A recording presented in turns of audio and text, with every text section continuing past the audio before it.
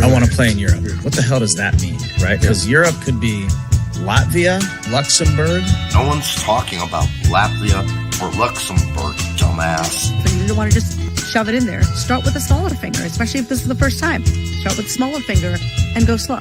I mean, there's a lot of things that need to change. Honey, eating it is the best thing that you can do for your man. I want people to realize I'm just human. I'm just human, and I make mistakes. So this guy, Derek, wants to know, is putting your tongue in an ass really the thing to do? Yeah, it feels really good. Yeah, just, it's a weird one, I think. And I know you want me to toss your salad too, don't you? All right, on that note. What are you saying, bro? You are. Stop, bro! Stop, bro, help me and stop!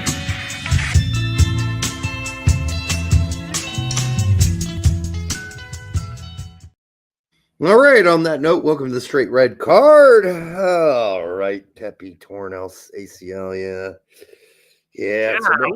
Which is Cam Knight thinks, right? I know it's rough. Sorry, I stole it from our friend Adam. He said the exact same thing, but yeah, we just can't have nice things. Yeah. Speaking of nice things, what happened to Chiesa? I mean, is he really not as good as we thought he was at Juventus? Because he doesn't play. He's not at Juventus. He's at Liverpool now. I know where he's at. He doesn't ever play. Oh, well, you didn't even mention Liverpool. You were just like, yeah, Chiesa at Juventus. He doesn't ever play. Yeah, I just wondering. I mean, after the transfer to Liverpool, he never plays. He played pretty recently, but I assumed you knew that he was there, but it just sort of I did. It was a jump, and you like left out some kind of context that you all of a sudden start talking about Liverpool at that point. So I was like, he's at Liverpool. That's why he doesn't play for Juve right now. Yeah, it just hit me. No, I realized that he's not at Juventus. My thought when he moved there, he might be a good utility player out wide for them, but guess not. Maybe he's not as good as we thought he was, because I think we were both surprised when he left Juventus. I think, weren't we? Yeah. No. I mean, the writing was on the wall for a while there. I saw it coming. Okay. But the problem, obviously he's a good player. Maybe he's not getting utilized. I don't know. Yeah. Hey, on a good note, as you know, I took over the music class at my high school, and congratulations, by the way. Took us 3 weeks, but the kids learned how to play Heart-Shaped Box by Nirvana. Nair, nair, nair, nair, nair, nair. All right. And I had to sing it, by the way. I had to sing. Nobody can sing.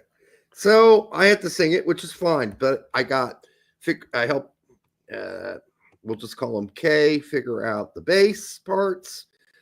The guitarist, we'll call him R, already knew how to play the song, which was crazy.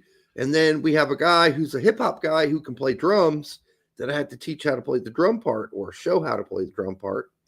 And okay, we didn't start right off because the first week, because we only get 2 days a week, 2 classes a week, I brought all those fuckers in and we tuned every instrument in that room. Every guitar, every bass, everything got tuned, because that was the one thing I could not take in the past. Yeah. Before I was in the class. Like whatever, there's a tuning device, but do you use your ear when you do it? I could do it by ear, but we used the little tuners that you can put on the end of the guitar that helps you tune. And thank God, Mother Mary of God, I had people coming back by the classroom, knocking on the door saying, holy crap, what's going on in here? It's real music. Yes, because you don't just let a bunch of high school kids with no direction sit in a classroom and dilly-daddly out of no tuning whatsoever and play with each other, because nothing good will happen from that. So no offense to the prior teacher of the class. He's a great guy, but they needed some discipline. So we didn't even get into the music class. I made him come to my class. We listened to the fucking song, Heart-Shaped Box, several times. We went over how the song is shaped and formed and where the changes were. And there's a tiny bridge after the chorus where he says, my is your advice, right? So that goes on. That's a chord change. It's not a chord change, really. It's just the same 2 of the 3 same chords from the verse and the chorus. And listen, it's a really easy song to learn, except for the guitar, which Richard does I said his name. Does a great job on. And yeah, we played it today all the way through almost. We got through 2 verses and a chorus. So we're going to film it eventually, post it up somewhere. It'll be fun. The kids are loving it because they're like, wow, we can play a real song. The bassist just picked up the bass 2 weeks ago. It's absolutely crazy. So really exciting stuff there. Just had to share that. Real quick before you jump to the next segment. Back to Chiesa. Chiesa hasn't been fit enough because he's had a muscle injury that took him out for half the season so far. Oh, that gonadal muscle. Yeah. That one where you can helps you lift your nutsack up if you need to avoid. I'm hoping on his way from Turin to Liverpool, he made a stop at Dortmund, and a witch doctor has moved the muscle injury from Reyna to Chiesa. Well, let's not wish that on Chiesa. That's fair enough. Yeah. By the way, for the 69 of you, giggity, who are already here, make sure you like, subscribe, and share it with Grandma. We do appreciate everybody showing up so early, only 5-6 minutes into the show. All right, so brought up Chiesa. I did want to bring up the plane crash with the Black Hawk. I don't know why a Black Hawk is flying right over the path of a landing of an airport, but really weird. It's just that the blame game going on, well, frankly, both sides. Like, I mean, you got the Democrats saying, well, you know, they fired all these big dudes and they start to cut the part. Well, Trump has only been in office for what, a few weeks here? 7-8 days, yeah. That's probably not it. That's probably not but then on the other side, DEI, that's probably not the answer either. Can we just wait for the report on why the helicopter ran into the plane before we go all over Twitter and fill up my Twitter space with a bunch of your fucking partisan bullshit? Can we just wait for the report? That's all I want. That's all I want is a real report, scientific report. No blaming already. At some point,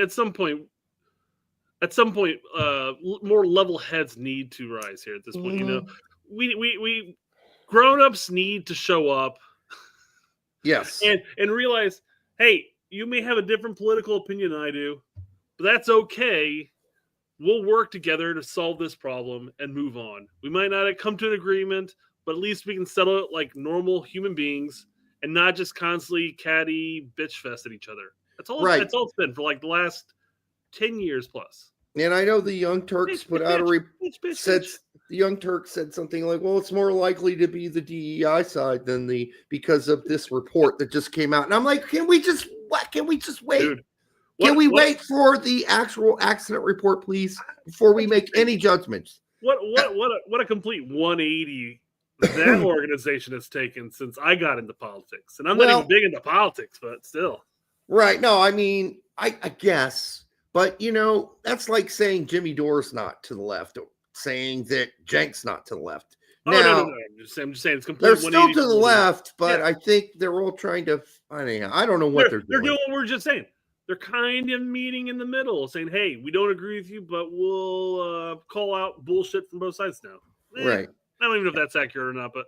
I don't know either. I watch all the shows. So left, right, center, you name it. But yeah, let's just wait. Can we wait first before let's find out what really happened? Let's just wait a little before we start throwing accusations either way at either side. And that's what got us where we are right now, actually. So can we get back to doing what in the old days we used to do, is wait for a report to come out, and then we'll talk about why where the helicopter ran into the plane. All right, that's it. That's all. I just had to get that off my chest because my X feed was full of it. I'm looking for soccer stuff, but I can't find soccer stuff because it's full of that bullshit, and I'm sick of it. Yeah, fortunately, my soccer feed's not part of that. Yeah, because you don't like all those people. Yeah, exactly. I was gonna say the closest thing that comes to subscribe. Talk is Alec and Alexi. Right.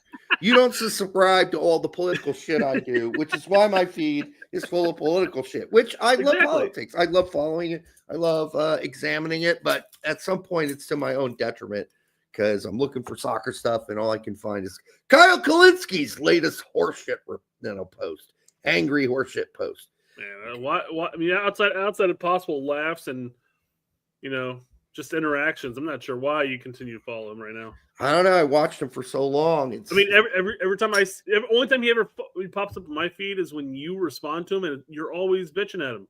I know, dude, bro, gotta do better. It's like, what happened to you, dude? Listen, used to be like a guy wasn't throwing out barbs, but was trying to sensibly find an answer. Guess not anymore. Anyhow, we'll move on. All right, no more politics. No more politics. So if you had another Derek, one that was, just exit out. We're not going to do it. Derek, this is kind of a new segment. We haven't really done this before, but I went out and said, hey, if you're ever watching our show and you're chilling with your stepsister on the couch, hell yeah, take a photo, send it to us, so that way we have something to talk about. That'd be awesome. Here's what I imagine. This was sent to us by a fan, and I imagine this is what all of our fans look like when they're watching our show. Okay. But hey, look at him and his stepsister. I mean, they're just chilling. That is awesome. Drinking a little bit of champagne, watching this red card, laughing their asses off, having a great old time. Somebody sent you this, huh? Yeah, of course. No, this is just their second or third living room. I don't know. Right. I mean, they look quite opulent in this setting. So lots of beer and drinking going on, which every stepsister relationship should have, if you're okay with that. So anyhow, good stuff. Keep sending your stepsister photos to us. They have to be closed. Yep. We can't. We're not posting anything. We won't be able to show them if they're not. So. So send them for sure, but we're not posting those. Just know if you send us photos of your stepsister, she has to be of legal age. Okay? Hey, if we want some diversity in the bro and stepsister, stepsister pictures, start getting active on that front. Yahir Vasquez says, nice Aryan couple. Actually, the girl is Jewish in that photo. Oh, nice. Yeah. She is a Semite. Diversifying. Right. So it's an odd couple. Remember, stepsister, stepbrother, they're not really related. So he's quite Aryan, but the girl's mother is Jewish. All right. Hang on. He's actually South African. You didn't know that. No, I did not know that. But now you know. So he's Dutch or English, probably. Something like that. All right. Of course. All right. Hey, thanks for sending your photo in. Keep them up. I like that you're laughing at them. That was great. Yeah. All exactly. Right. Well, it'd be really bad if they were watching our show crying. Or maybe our show is so insightful that it brings tears to their eyes. Well, I'm sure at some point it brings anger. That's possible. Always possible. Very, very, very possible. All right, so let's move on. Let's do soccer. Nope, not quite there yet. Oh, okay. Almost there yet. Almost there. Okay. Well, you talked about your music class and depth there, and I wanted to talk about not necessarily my math class because I don't teach math, but a math class in general. All right. And I wanted to show a little a math test. I know this has a person's name on it, and this is probably uncouth amongst the teaching world. Okay. But here's a math question. And I'm gonna read the question first before I display it because it has the answer. And I don't want anybody of you guys cheating. But Bob has 36 candy bars. He eats 29. What does he have now? He has 36 candy bars. He eats 29 of them. Is that what you just said? Correctamundo. What does he have now? Well, he's got 5 candy bars left. Wait, no, he's got 7 candy bars left. You think so, Derek? Wrong. Oh, Al's got it right. What? He's got diabetes.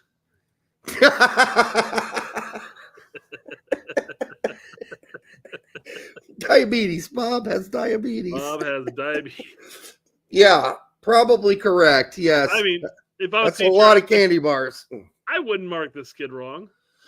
Did he eat the candy bars because he has diabetes, or because the candy bars cause him to have diabetes? After eating 29 of his 36 candy bars, he's got diabetes. Okay, fair enough. That's the way I'm reading into it. Mm-hmm. because he has now. What does he have now? If he had diabetes, it wouldn't ask you what does he have now. Oh, okay, good point. So there's a past tense thing going on there. Okay, sounds good. No, probably right. All right. All right. Now we can start touching into some soccer conversation. Vex is getting all nature versus nurture. I'd say there's a pretty good blend of both, honestly, but we're not going to get into that in detail tonight. Are we referring to the Aryan couple, or are we talking about the candy bars? No, we're talking about the history of our existence. Oh, well, that's deep. Humans, nature versus, like, there's always been the nature folks, like, hey, we come out that way, and then the nurture folks are like, well, you can shape us into anything, right? So, but nature, I think, generally wins for the most part because we've tried to warp our nature so often, and in the end, we all kind of revert back to caveman, right? Well, I mean, you have I feel like when it comes to the nature versus nurture concept, you're like basically saying, hey, we're gonna let them grow up and experience everything, and they're gonna become stronger because of it. Whereas if you nurture them, they may be in a safer situation. Well, no, that's softer because of it. No, that's not really what the nature versus nurture argument is. The nurture is that, let me just spell it out for you, that you can make somebody whatever you want them to be. They're absolutely shapeable. They come out of the womb. You can turn them into a dog if you want to. You can turn them into whatever you want, right? Okay, you can create them.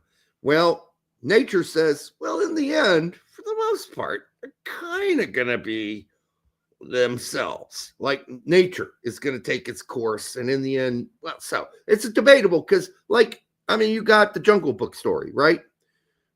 But the boy's still a boy. But there has been an instance in history when they found a boy who I think was raised up by wolves in the woods, and he thought he was a wolf. But that's ultimately still nature. He was still a boy. He just thought he was also a wolf. But a lot of the other things, the way he operated, was still very human. Anyhow, it's a whole. I can't think of a situation where nurturing one is going to end up making you of sterner material. I mean, this is what I was kind of getting at. Yeah, I mean, usually the whole nurture concept is that it's associated more along with more protective parents and that type of mentality. Well, that's sort of that's the small end nurture. That might be more micro than macro, I guess. But right. Yeah. It's, like we all need to nurture our kids. That's normal. There's a video clip. I'm not sure if it's from a show or if it's just kind of a 10-second skit or whatever of a kid that has a fork that's going towards an outlet. Mm-hmm. And the mom goes to try to stop him, and the dad sitting in the chair goes, no, he's got to learn. Yep. There's that. That's maybe a hardcore nurturing, I guess. Yeah, could end up in the worst of ways, or letting nature take its course. Either way you look at it, that's I know. Point, yeah. All right, cool. So you only make that mistake once, right? Yeah. Either you learn from it and move on, or you don't move on. Well, it's like the first time I went to my dad's my grandmother on my dad's side, she raised horses, right? She raised horses. They didn't tell me when I went there, don't touch the fence. Okay? Yeah. I touched the fence. I grabbed the wire. It was electric. Shocked the living shit out of me, right? Made me pee my pants. I couldn't take my hand off, right? Once I got my hand off and I peed my pants and I was probably 12, 11 years old, I knew never to touch a fence like that with animals in it ever again. And that would be more of an acceptable learning experience than shoving a fork into an outlet. So I'm just saying. I think it's comparable. Well, I feel like you'll touch the fence, be like, motherfucker, that type of thing. Whereas you shove a fork or a knife into an outlet, you might get a bit of more of a jolt. You could do some damage, but it was enough voltage, by the way. I couldn't take my hand off of the wire right away. Like I was just sitting there going, yeah, and then I let go, right? Right. So it was, I mean, I thought I might die because I didn't know what that meant. I thought I had been electrocuted. I learned in the past that electrocution can be deadly. So I thought, well, did I survive that or am I still going to die? That's how you got that fro in your hair, right? When you let your hair grow, get the fro going on, right? Yeah, I don't have enough hair for a fro anymore. Although when it rains, I do get quite curly. All right. We are where we are. Chris Gary says, next story, Derek touches the third rail. I don't know about that. All right. Don't do that. That's probably enough fluff. Let's move on. I told you before we went back into the nature versus nurture talk that we're about to jump into some soccer talk. Can I do this for Soccer Satan? Even flow, float around like butterflies. There you go. Yeah.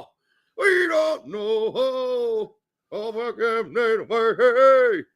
So I've watched enough of little like people breaking down like musicians and how they sing and stuff like that. You know, and they talk about Pearl Jam and Eddie Vedder and stuff like that. And they talk about they refer to like how he sings like a Chesty. It's not Chesty. That's not what he refers to it as, but it's always more of like a they always use the phrase "goat" because how he like trails off and has a very goaty type sound. And then also there's Marble Mouth, where it sounds like he's singing with marbles in his mouth. Right.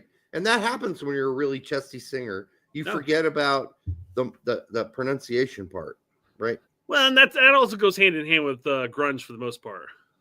Somewhat. Like, yeah. Very emotional, very grungy. You're going to hit every syllable in that perfect pitch. But that's kind of true of Kurt Cobain with Smells Like Teen Spirit. But then when you listen to Heart-Shaped Box, it's like you can understand every word he's saying. Very different. Just like well, I was going to use Black for Pearl Jam. You can hear 80% of what he says. Yeah. But then you get to Jeremy and you're like, you can hear like 45% of Jeremy. I think personally. Man, you branch off the porch, man. You can't understand a goddamn word he says there. I mean, in the chorus, you can't understand. I never knew what the hell that song was about. You don't have to. You just saw the video. You just have to sort of sing along with the tone, and everybody just assumes you know the words. You know?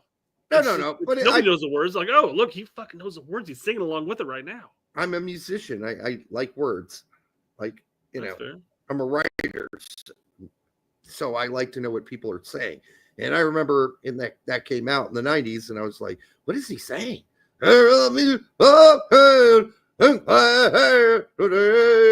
I didn't understand a word he said. Anyhow, let's move on. Sorry. I know what he says, Bandit. I know what he says now. Jeremy spoke in class today. Yes. You know. I guess since we're talking about 90s music here, I kind of jumped ahead of a topic or two here. Okay. But this just fits perfectly in here. So let's talk about some Tyler Adams talk here. Okay. Oh, don't read what I said yet. Here we go. Here we go. Vacations to relax or to explore? Explore, always. Beach or mountains? Mountains. Favorite dish? Oh, that's difficult. I don't know. This is not a favorite disc. Favorite disc? What does that mean? Like favorite CD? Well, he kind of talks about favorite band here in a second, so that would lead me to think that would be the same thing. Yes. Oh, is he going to be like, well, when I play, frisbee golf, I like maybe to use... favorite. Oh, hold on. Oh, favorite dish. Oh, I thought he said disc too. Because Kevin even says tacos. So I was going with, my favorite frisbee golf disc is like the XM 2340. 8.5 pounds, right?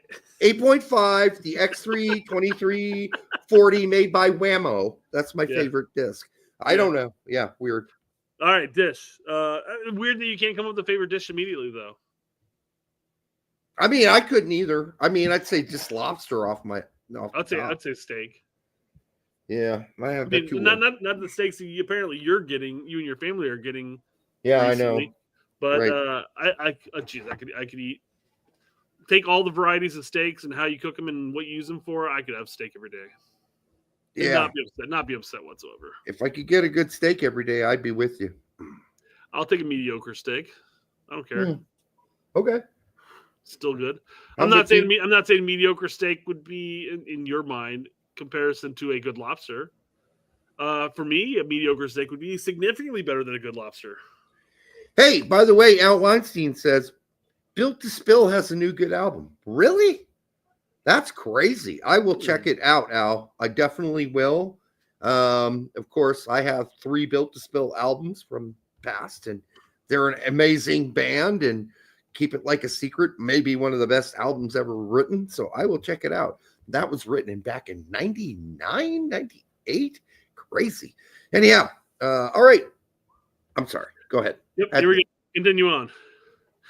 Don't know the favorite dish. Move on. We'll pass this one. Okay. Okay. Speed round one. I don't know the answer to that. I'll come back to that one. Favorite band? Favorite band? Favorite band. I thought he said favorite bum. Bond. Oh, this is the Spanish guy. Yeah. Okay. So favorite band. Favorite band. And Red Hot Chili Peppers. No! Who the fuck is he? Seriously? No. I mean, Red Hot Chili Peppers were tailing off when he was a youth. It could be worse. Was he diving back? And the funny thing is, I mentioned Red Hot Chili Peppers are overplayed. It's like they're still overplayed. He needs to be specific about what album. I can drive home. I can drive home every single day and hear the same goddamn 3 Red Hot Chili Pepper songs on a 30-minute drive. By flipping through the channels, I guarantee I'm going to find all 3 of them somewhere at any given moment at 30 minutes. Yeah, he needs to be real specific. He needs to say Red Hot Chili Peppers before 1989. Doesn't matter. Their original shit got overplayed too. Not that old shit when they had their cocks out playing. Oh, you mean like the straight out garage band shit that's never mainstream, really? Yeah, I know. I don't really know. I mean, I've heard it a little bit, but I don't know any of their shit from then. I just know their main shit when they came out. So. It was fun. It wasn't serious music. I never took them seriously back then. Obviously, you're on stage playing naked with a sock on your cock. But, gotta be memorable. People will remember you with that shit. Red Hot Chili Peppers can be no one's favorite band. But okay, fine. It's weird. That's not what I expected coming out of his mouth. But okay. Nobody expected that. Put it in you. Bicka bucka boo boo. Yeah, whatever. All right. I mean, God, their best stuff was 10 years prior to him being born. Yeah. Yeah. Yep. And there's maybe 7 to 10. We'll say 7 to 10. Under the Bridge is like, okay. It's about heroin addiction. Okay, yeah. Fine. I mean, it's a fun sounding song though.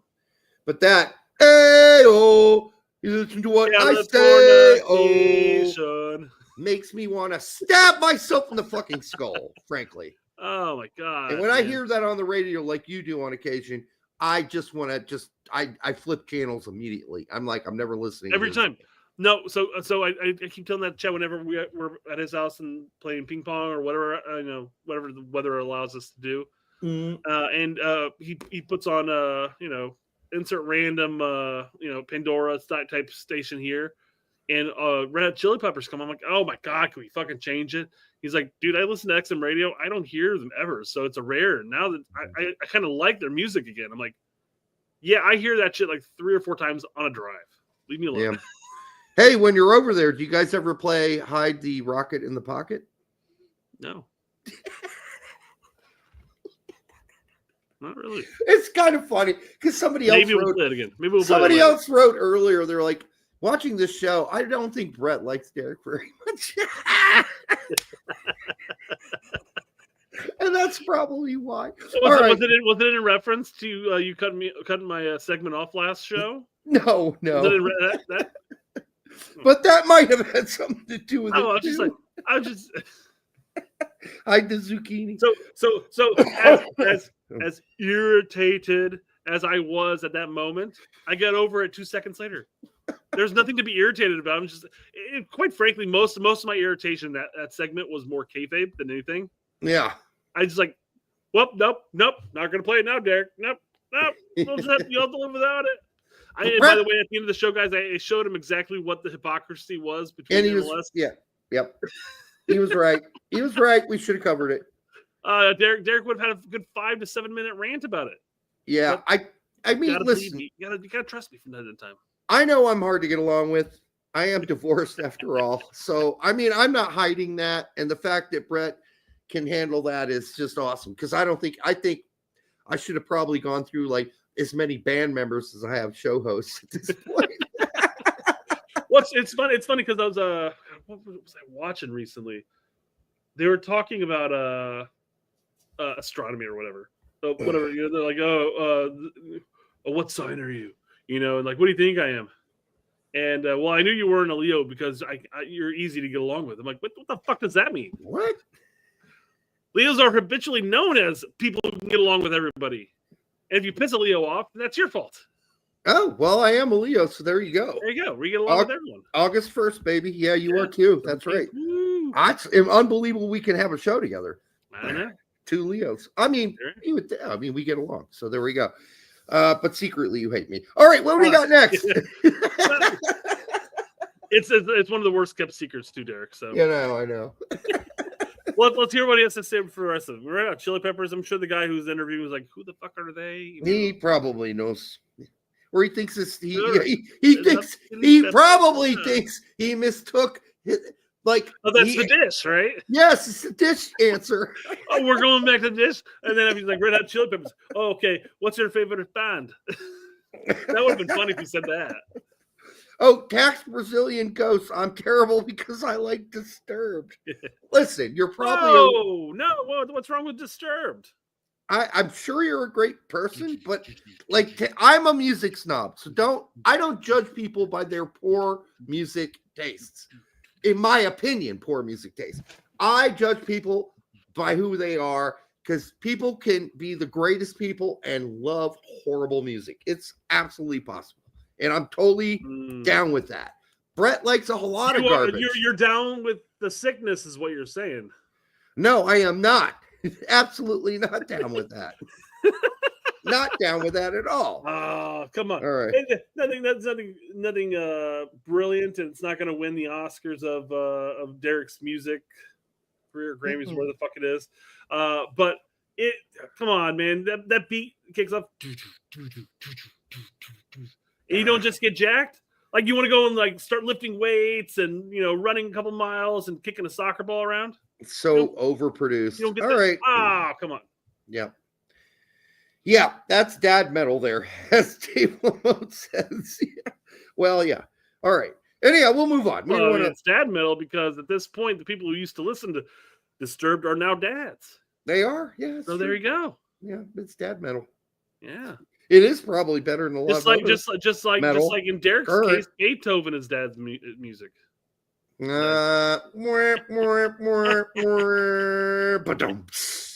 right, what else we got?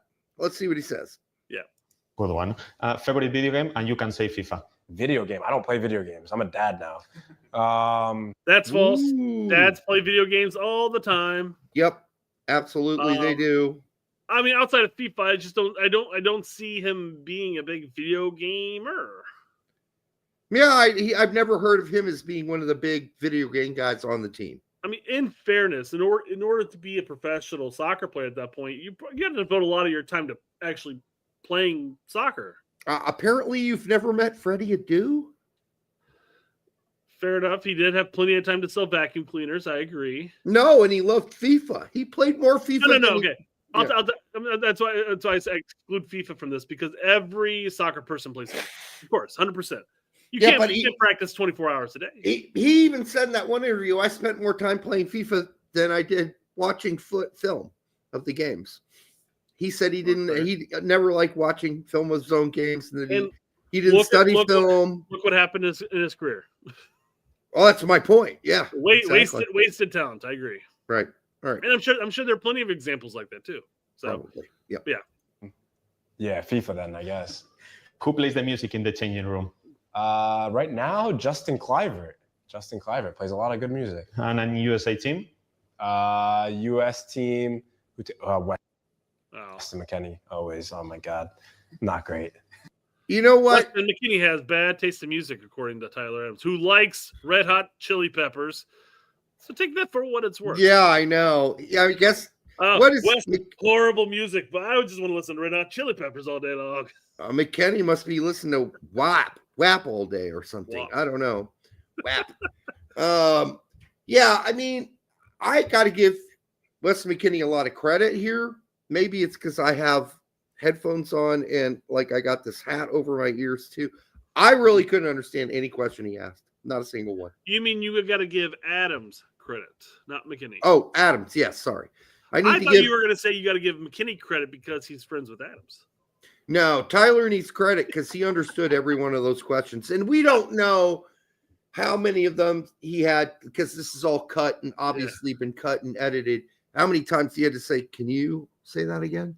Because I seriously could not understand half the questions. Yeah. Disc? You want me to name my favorite disc? No, dish. Disc. I don't know what I'm doing wrong here.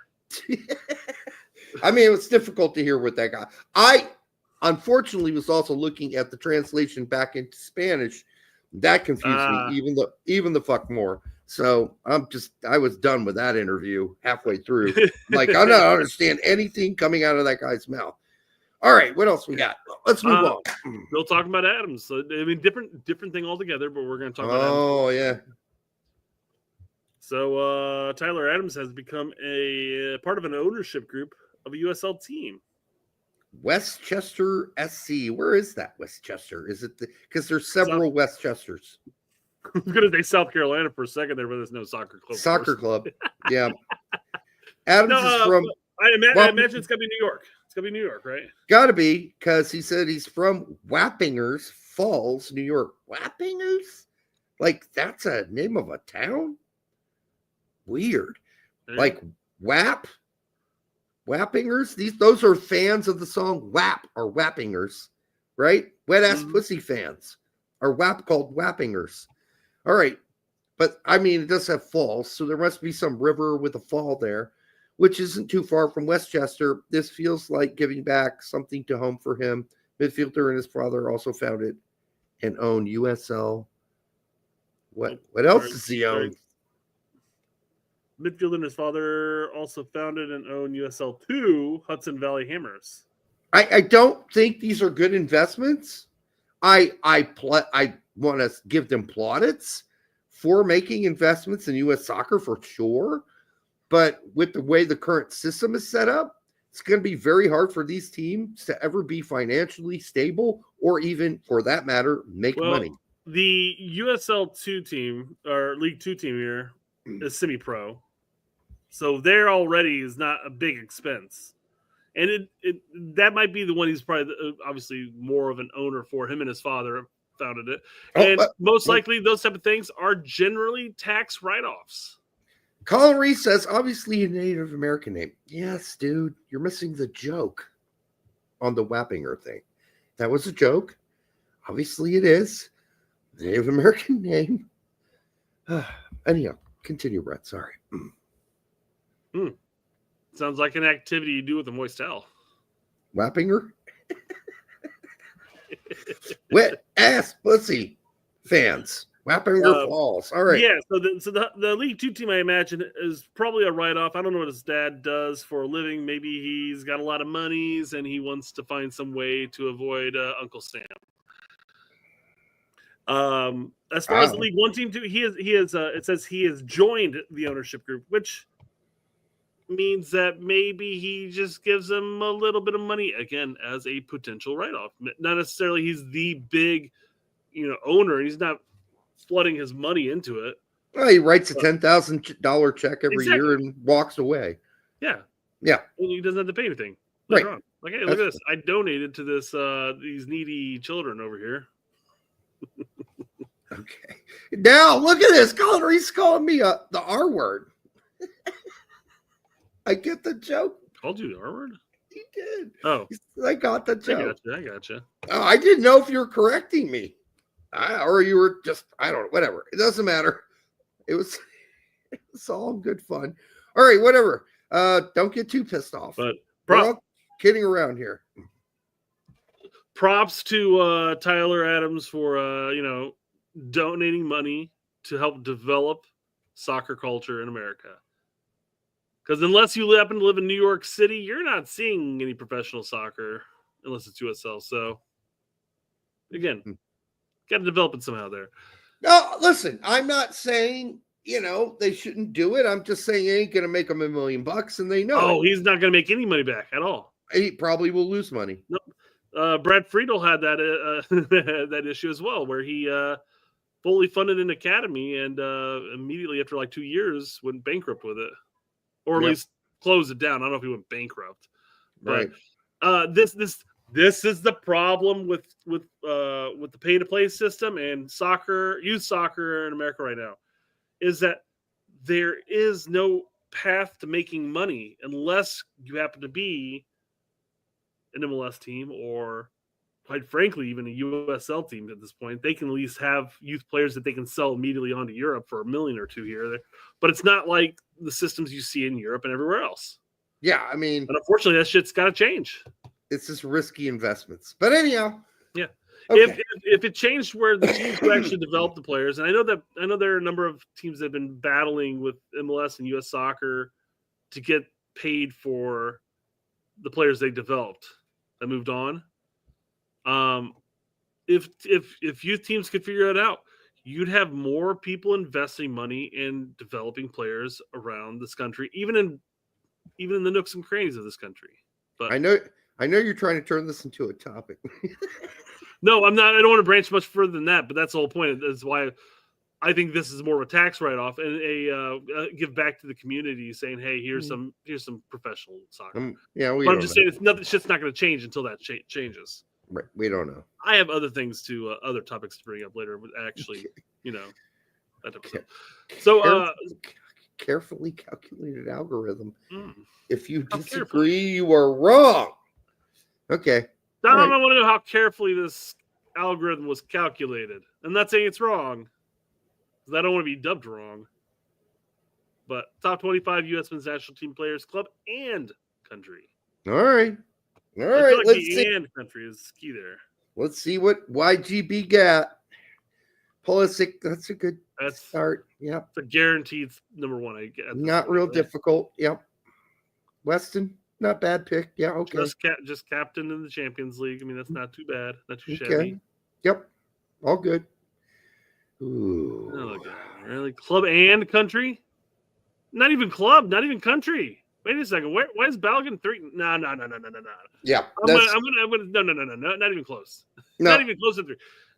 He's on the list. He's top just not 10, 3. Maybe. You could say maybe top 10, but no, definitely not top 3. After the season he just had, now the injury, and I mean, I don't know we've seen even close to what Balogun can do yet. Not even close. I don't know where Jedi falls into this list, but how in the possible hell did Balogun finish above Jedi in this front?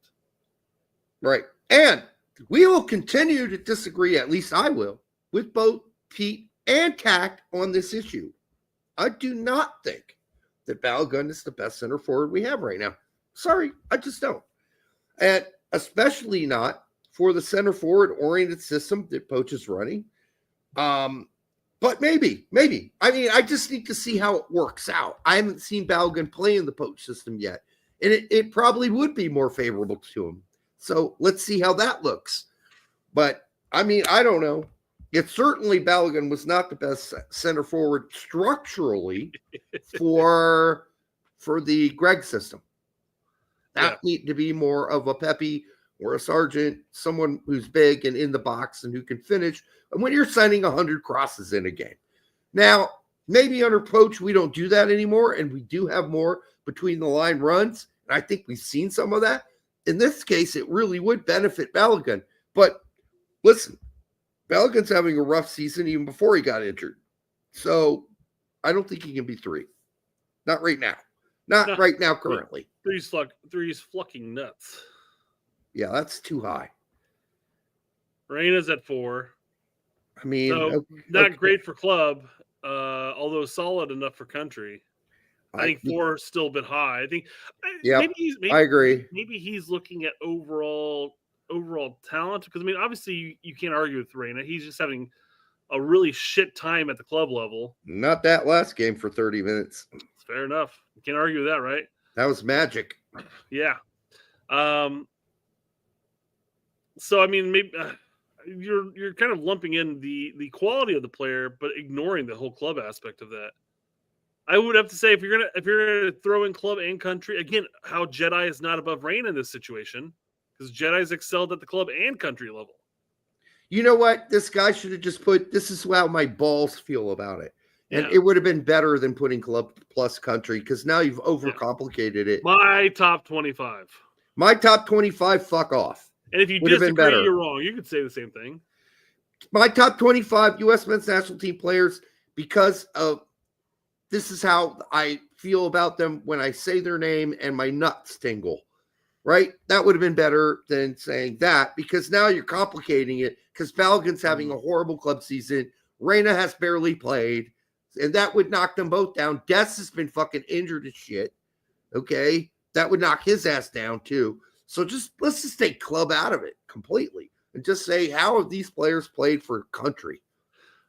Okay, and fair enough. I mean, again, Balo would be way too high.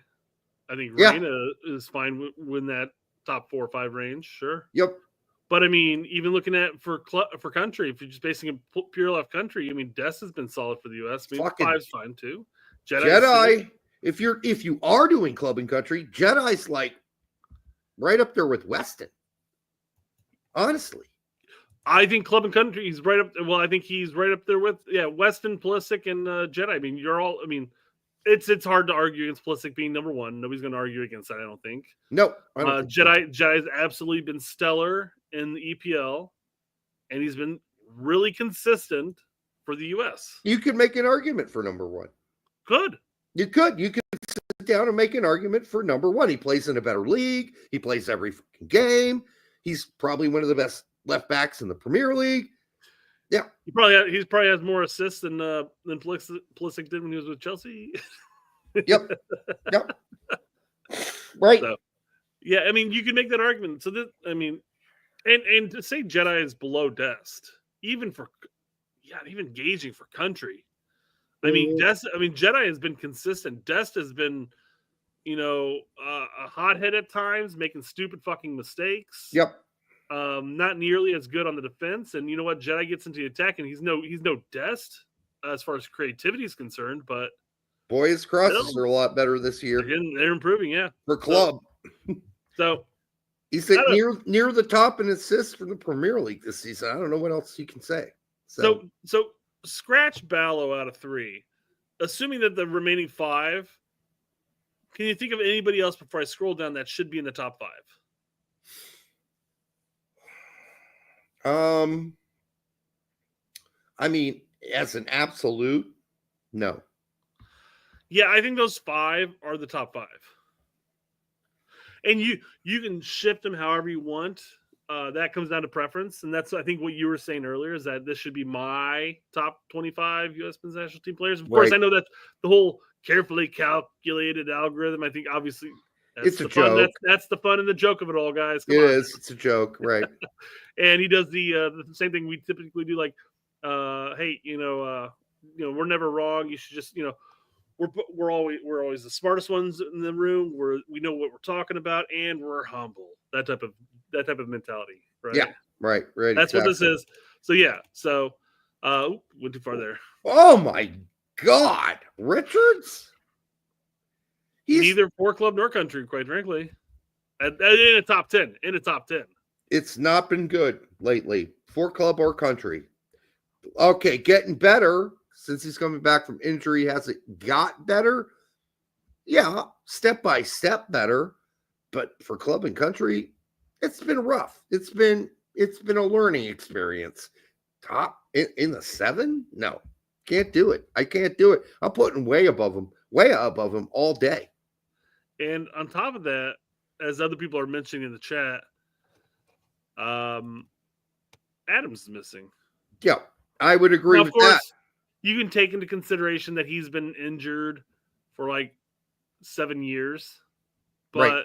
when he plays, I mean, he's there. So Yeah, right now, the way Adams has been crushing it, I got to give him massive movement points up after his injury. And when he has been healthy and played for the U.S., he's performed as well. Who can forget the Galazzo? Yeah, where is he? Where is Adams? How far down this fucking list is he? All right, 9. He's above Weah right above now Weah, for me. he's above Richards. He's above Balogun. Balogun. Yep. So he's top 6 at least. Yep, I'd agree. Yeah. All right. Scally at 10. Okay. He's definitely in the top 25, but Scally is a role player. He can play right center back, right back. He's not a winger in any fashion of the word. He's not going to play right wing back for you. He's severely limited. He's solid. He's fine for Mönchengladbach. He's a very sturdy Bundesliga player. 10, I can't give Scally 10. I mean, I'll have to see who's below him, but I can't do it. Well, just off the top of my head here, I'm looking at this going. He's a solid Bundesliga player. You're right. He's a very much a role player in the sense that he's going to be filling in. I think he's going to fill in Poach's system the best, quite frankly. Yep. Right. Being that third center back / right back type role. He's not being asked to move into the attack. He's to say, hey, you're a 1v1 defender. Defend. Yeah. And this isn't because I have overlooked Scally, which is Scally's own delusion about this is crazy because hardcore U.S. men's national team fans watch his games. We all can watch the Bundesliga. Okay. It's on ESPN. It's on ESPN Plus. I watch all of your games, dude. I know exactly what you're capable of. And one of the things you're not capable of is getting into the offense and making a fucking difference on a regular basis. At all. Not something you do.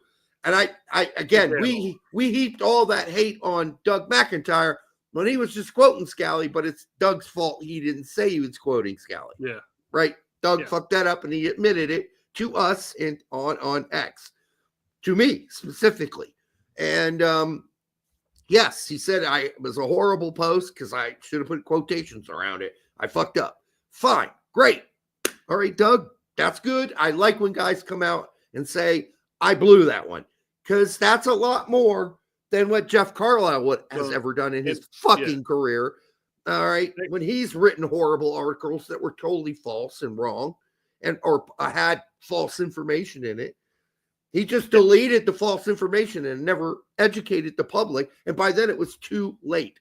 Damage done. Well, and I think, correct me if I'm wrong, I'm pretty sure you said something along the lines in response, but he's like, hey, those poorly worded, probably should have said it like this or add the quotes, whatever. And I believe you said something like, yeah, probably should have jumped down your throat like that. Mm-hmm. And you know what? Look at that. I said I should have waited. Yeah. Yeah, we all made friends there. We made a new friend. Yes, it was good. All right. Scally, there's Musa at number 11. No way fucking shit Scally is above Musa. Nope.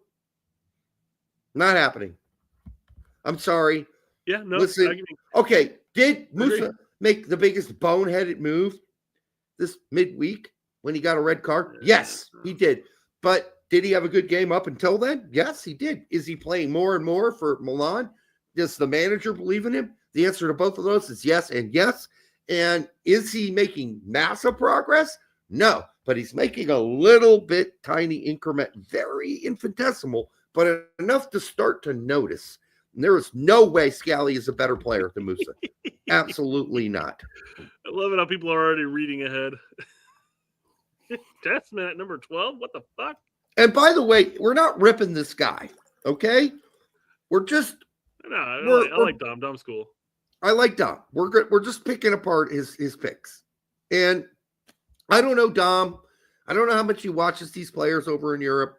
I don't know how into it he is. Like, does he host a show? Does he map out? Is there a logic to all of this that he's been mapping out for some time? or this is just kind of off the cuff thing. Obviously, he's kidding around, right? He's joking a little bit when he posts this, that if you disagree, you're wrong. That's a joke. That's a joke. That's something you got to recognize, right? So we are tearing it apart, but we're not tearing him apart. Anybody can put this list up, and we would have disagreements with it. We're not calling him a bad person. We don't dislike Dom. We like Dom. All right, here we go. Okay. Tessman and Tillman. No fucking way is Tessman on this list that high, even. I'm sorry. I agree. You can lump him into the top 25. That's fine. Did you watch him play today? Did you watch the Europa performance? After being benched for what, 4 or 5 games, whatever it's been, since his total fucking flop game where he was horrible? So he's lucky he got some playing time today. What did he get? 64 minutes, something like that. I wrote it down somewhere. 64 minutes in that against a total schlub of a team. Not great. It wasn't good. I'm agreeing more and more with Tact every day. Move him back to center back. Somebody, please try it. Somebody. Because when he has to make actual real quick choices, it's just been horrible. Absolutely horrible. And I don't know why he's this horrible, but he is. Been. Lately. Where is Jordan Morris? He's with his dog and his girlfriend. All right. Tillman. This one's really tough because for country, not all his fault, not been great. For club, spectacular before the injury. Well, I mean, where's Pepi? We haven't even got to Pepi. I mean, Pepi's been better for the country, and he's arguably been just as successful at the club level. With way fewer minutes. Way fewer minutes, yeah. Yeah, so I don't know. That one's a little strange. Well, I'm putting Tillman above Tessman. I'm putting Tillman above Scally. Yeah. Who else above him? I'm putting Tillman ahead of Richards. I'm sorry.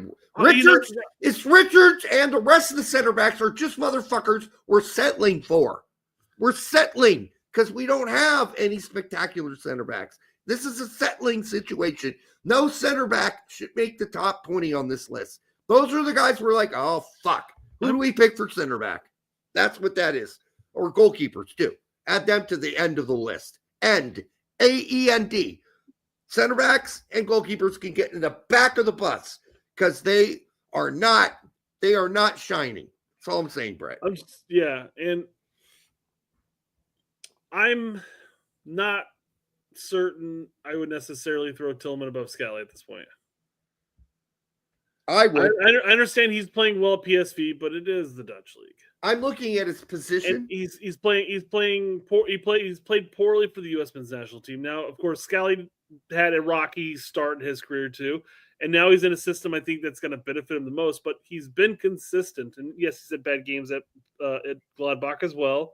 Can I ask you this? He's been a consistent player the entire time. What's up?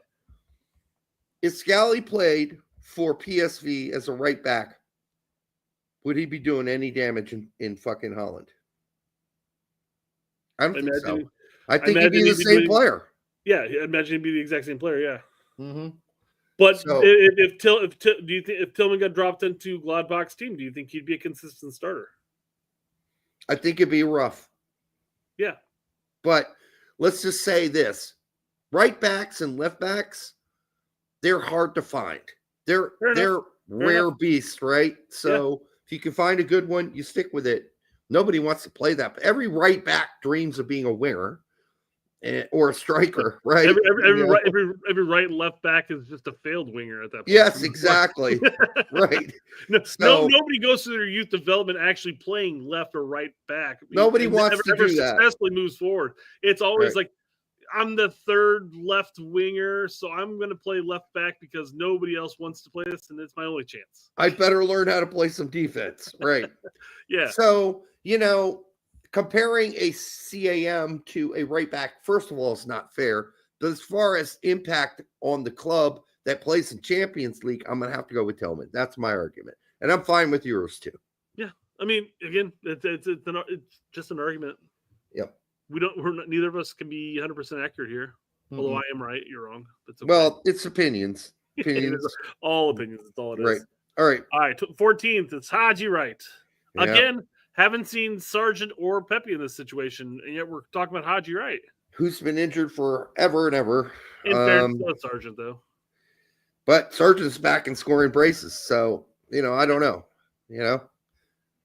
I mean, again, it's really gonna depend on who you. I mean, some people look at the fact that Sargent hasn't scored for the U.S. since 2019, and that's a horrible drought. And he certainly should have scored a goal since then, but I got Haji above both Testament and Scally just because of their importance on the team. Sure, and I think Haji's club and his limited country performances, quite frankly, have been really good. Yeah, so I like Haji, and I don't mind him being at 14th, but I agree. I think he's definitely above Testament. And again, it just depends on what you're looking for here, right? Yeah, it's just like how important are they to the team? I think a healthy Haji as a backup winger or center forward, yeah, is way more important than Testament being the number 7 choice at center midfielder. To me, that's 100% agree. 100% agree. Yes. Yeah. But for that same argument, I'd throw him above Tillman. You can't throw him above Scally at that point because who's going to be our next right back with Dest out? I mean, Dest is coming back, of course. Yeah. But even then, we don't even know if Dest is going to be taking that spot back from Scally or if he's going to be moved up. Right. Hey, by the way, for the 169 of you here right now, giggity, make sure you like, subscribe, share it with grandmother, and give your stepsister a big kiss on the cheek just for us. All right. Moving on. What else we got? We got Johnny Cardoso. Yeah, Cardoso's getting kind of screwed here as well. He's above Testament. Above Testament. Easy. Yeah. I mean, his performance with Batiste has been, for the most part, outside the beginning of the season, for the most part, for his time there, has been pretty good. Yeah. He's similar to Tillman, though. I mean, he's hasn't really had a great U.S. men's national team career yet. I've watched the last 2 Cardoso games. I would give him a MEH rating on those 2. So we'll see. Who else he's got? Yeah, Johnny, I would love to see your top 25 list. Pepi. Brings him money, but yeah, Pepi at number 16. That's rough, man.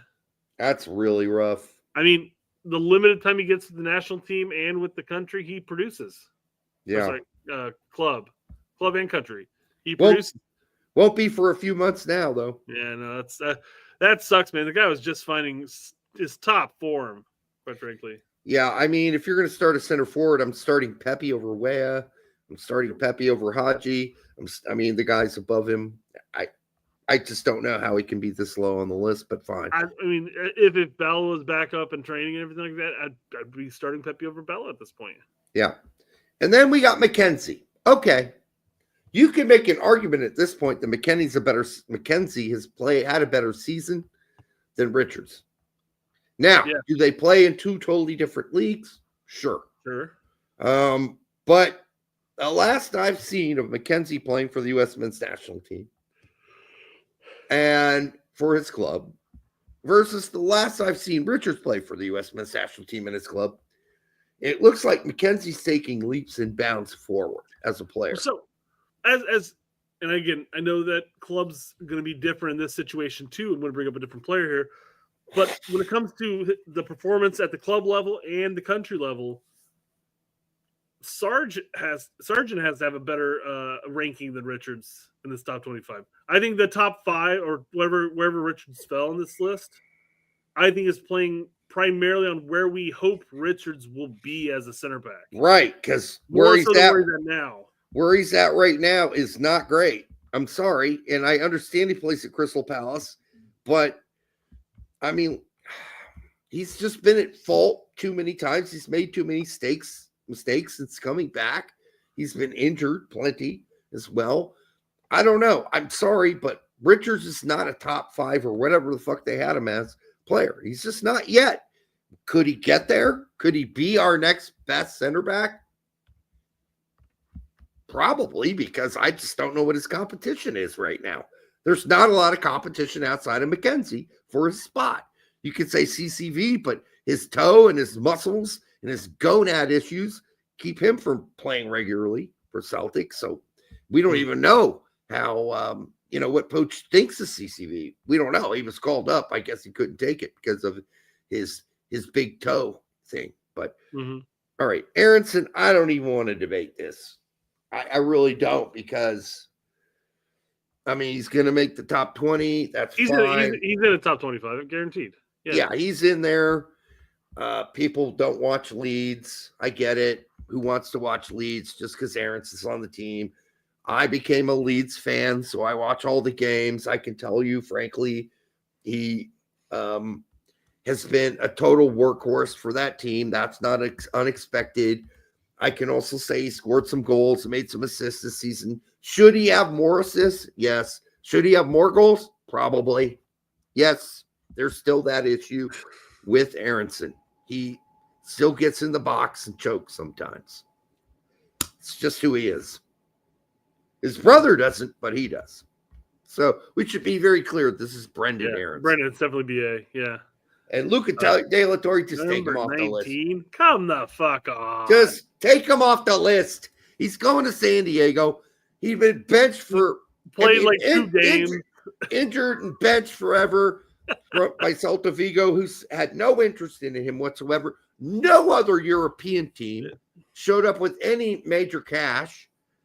So, which, after all his criticism of MLS, you would think he would have taken like even minor cash to go back to Holland or somewhere else. It's a loan. It's a short-term situation. It's not hate. It's not hateful. Well, no. I think he's referring to people in general. I don't think he's saying what we're saying here about him. No, we were very big proponents for Luca De La Torre. It's just unfortunate that he's in a situation where he's not going to get any playing time in his current club, and his only option at this point really is he's gone. Brett, he's gone. He signed with San Diego. I don't know. That's a loan. It's gone. It's over. He's going to San Diego. But yes, but it's a loan, and then he's going to go back to Europe and then hopefully get another club there, or maybe San Diego buys him out. I don't know. I think that's the plan. So always possible. You don't usually go for a loan to MLS and then go back, and if you do, you end up in Serie B. Just asks a lot of players. Or playing in the Eredivisie. Maybe. Or getting kicked out of the championship and not having a club now. Yeah. There are lots of bad options after this. We'll see how he does in San Diego. He's going to be like 28 or whatever, going back to Europe. And the options aren't going to be great. San Diego might be the best thing to go to. I'm just shocked he couldn't find a team in Europe. I really am.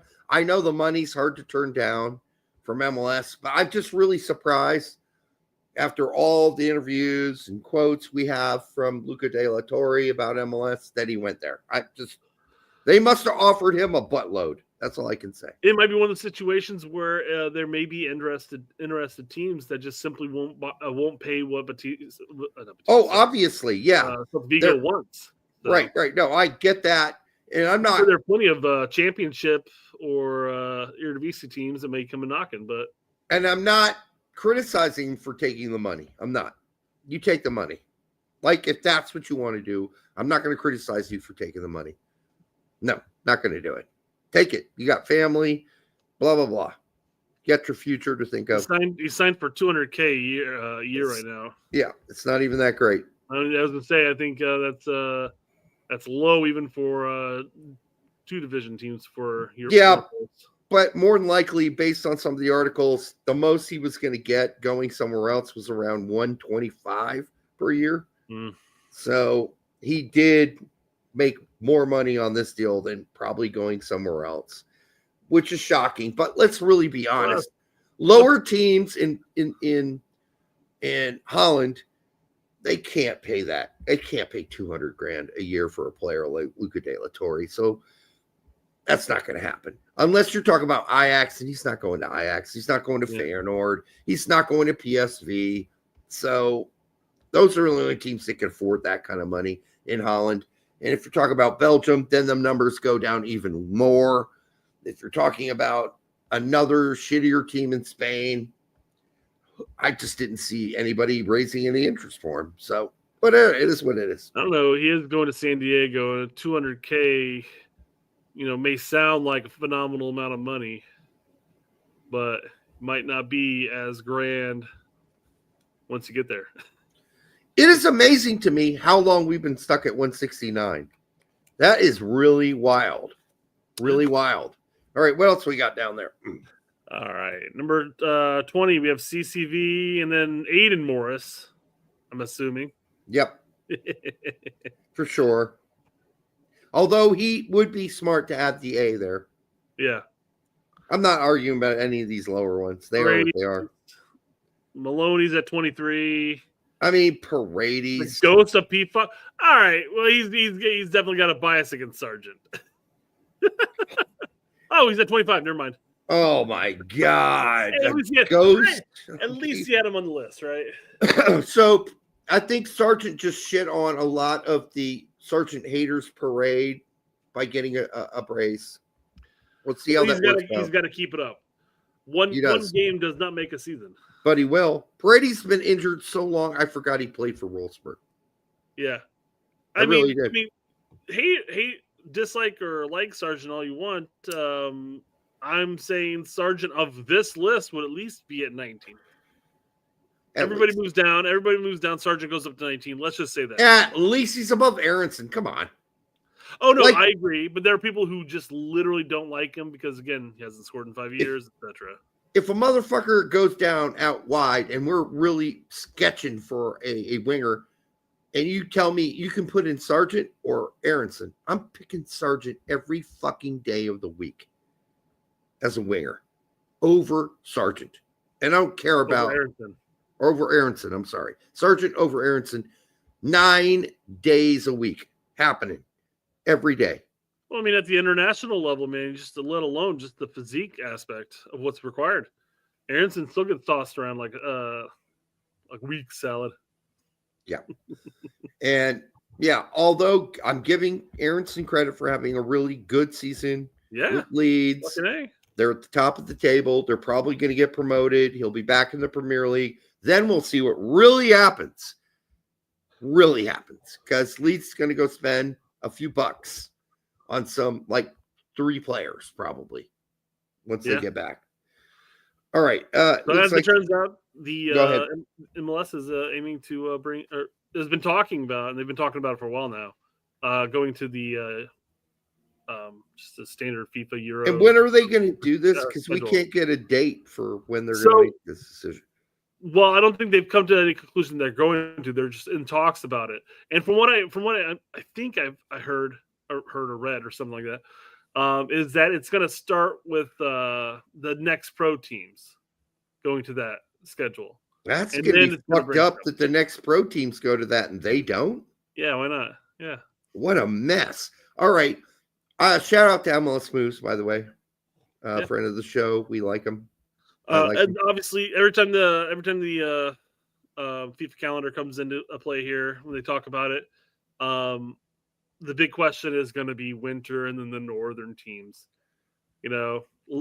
Somebody's like, oh, say goodbye to all the northern teams' attendance during the winter. I said, it's just going to be a lot of away games during those months. Yep. Oh, imagine us liking someone like MLS Moves. The guy who covers MLS, who's had us on his I've been on a show twice. Somebody talking about MLS Moves? Or is that no, they just think we hate MLS, some people. Yeah. Well, I mean, you have people who are like, people who say like, oh, you guys just hate MLS, and then all of a sudden other people come out and say you guys you like this. Yeah. Well, you guys are simps for MLS. I'm just you're apologists, for MLS. I'm getting it from both sides here, guys. I know. Jesus Christ, I feel like I'm getting spit roasted. Right? Update on, exactly, yeah. From the back and the front. You're getting the devil's three-way. You guys are fucking hate MLS. You guys are fucking fit for MLS. What the fuck? Make up your mind, critics. So update on the U.S. Open Cup, because we had talked about how the teams are getting picked and all that stuff. Apparently, with the League's Cup, it's the top 8 from each division. And those 16 teams are going to face the 16 teams of Liga MX. So that's off the side. The teams who don't make Leagues Cup are going to be the MLS sides that are fielding the first teams for Open Cup. And then the teams who are in Leagues Cup are fielding their second teams. Can I just say I agree with Tom? Don't bogart my joint, my friend. Here with this comment. Obviously, I believe all American MLS clubs should be in the U.S. Open. Good for you, buddy. Yeah. Every single year. Same for the Canadians. But even at a reduced number, I hate the reigning champs, LAFC, don't even get to defend their Open title. What the fuck is up with that? Their two team gets to defend their title. Ridiculous. Yeah. All right, Tom, you get them right occasionally. Well, you got a W. You got a W. You're a reporter, so it's not like you get it wrong. You're just posting what other people tell you most of the time. So I'm not putting that on you. But good mustache, buddy. Keep it up. So Apple's apparently making the MLS Season Pass more accessible by partnering up with T-Mobile and Metro by T-Mobile. So if you have T-Mobile, guys, you guys get a free MLS Season Pass, apparently. You know, make sure you sign up. This is like that girl in the school who's a total prude that you knew. And the next day, like months later, like you were like trying to hook up with her and it didn't work out. And she's like, oh, I don't want to go that far yet. You know, oh, no. Let's just do the tiddly things. And then you do the tiddly things. Try up. And then she breaks up with you and you're like, damn, fuck. Because you're being like, hey, let's take the next step. And she's like, I don't want to take the next step. And then you find out 6 months later, she gangbanged the whole fucking basketball team. Right? That's what this is right here. That's what's going on here. All access, baby. All access. We're opening it up, baby. Everybody come in. Everybody come in. Yep. And I love how it continues the advertisement about Apple making it easier for MLS to be accessible, because now Comcast is integrating MLS Season Pass into their Xfinity interface. So it's easier for Xfinity owners to go in and subscribe instead of having to get Apple. They can just subscribe to MLS Pass through Xfinity now. Oh, yeah. No, MLS is like, okay, I'll take Comcast here. Oh, no. I'm opening it up. I'm opening it up for Xfinity back there. Oh, there's more holes. Yeah, so where's DirecTV going? T-Mobile gets the other one. Okay, but I got two hands. So DirecTV gets this one. And then, whatever we can do. All hands on deck, right? All hands on deck. But you know what, Derek? This is just going against the narrative that MLS is just not going to grow because it's behind a paywall. Now you can get it from so many different avenues. Well, Apple's sitting back watching this gangbang and going, what the fuck? I thought we were going to be the only ones, you and I, baby. What's going on here? Well, Apple's going, let's see, DirecTV owners and Xfinity owners, they're all going to pay that $14.95 a year. Oh, well, okay, hold on. Yep, you're right. They can just get it on their platform, so we still get the juice from them. So Apple is whoring out their girlfriend for the gangbang. They're pimping it up, baby. They're like, listen, our shit's not working, so we're going to just let you pay me some money, and you can fuck my girlfriend too, MLS. Yeah. All of you can fuck MLS. She's got 3 holes, 2 hands, 2 feet. The feet can do stuff too. So all of you can have a piece of it. Yeah, I think you're right. It's more of like a pimp thing going on here, right? This is 100%. A pimp.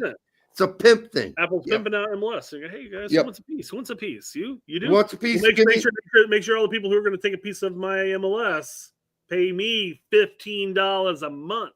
It's so interesting. They woke up this month and were like, you and I, MLS, we used to have this monogamous thing going on where it was you and I making love. Fuck that. I'm taking money. I'm letting the whole neighborhood fuck you. Yeah. Whole neighborhood. Woo! Yeah. Exactly. It's probably for the better. Probably is. MLS needs to get around, man. She's got some needs. MLS needed to open up their holes. Apple's just not satisfying it enough, and you know what? You can't put baby in a corner.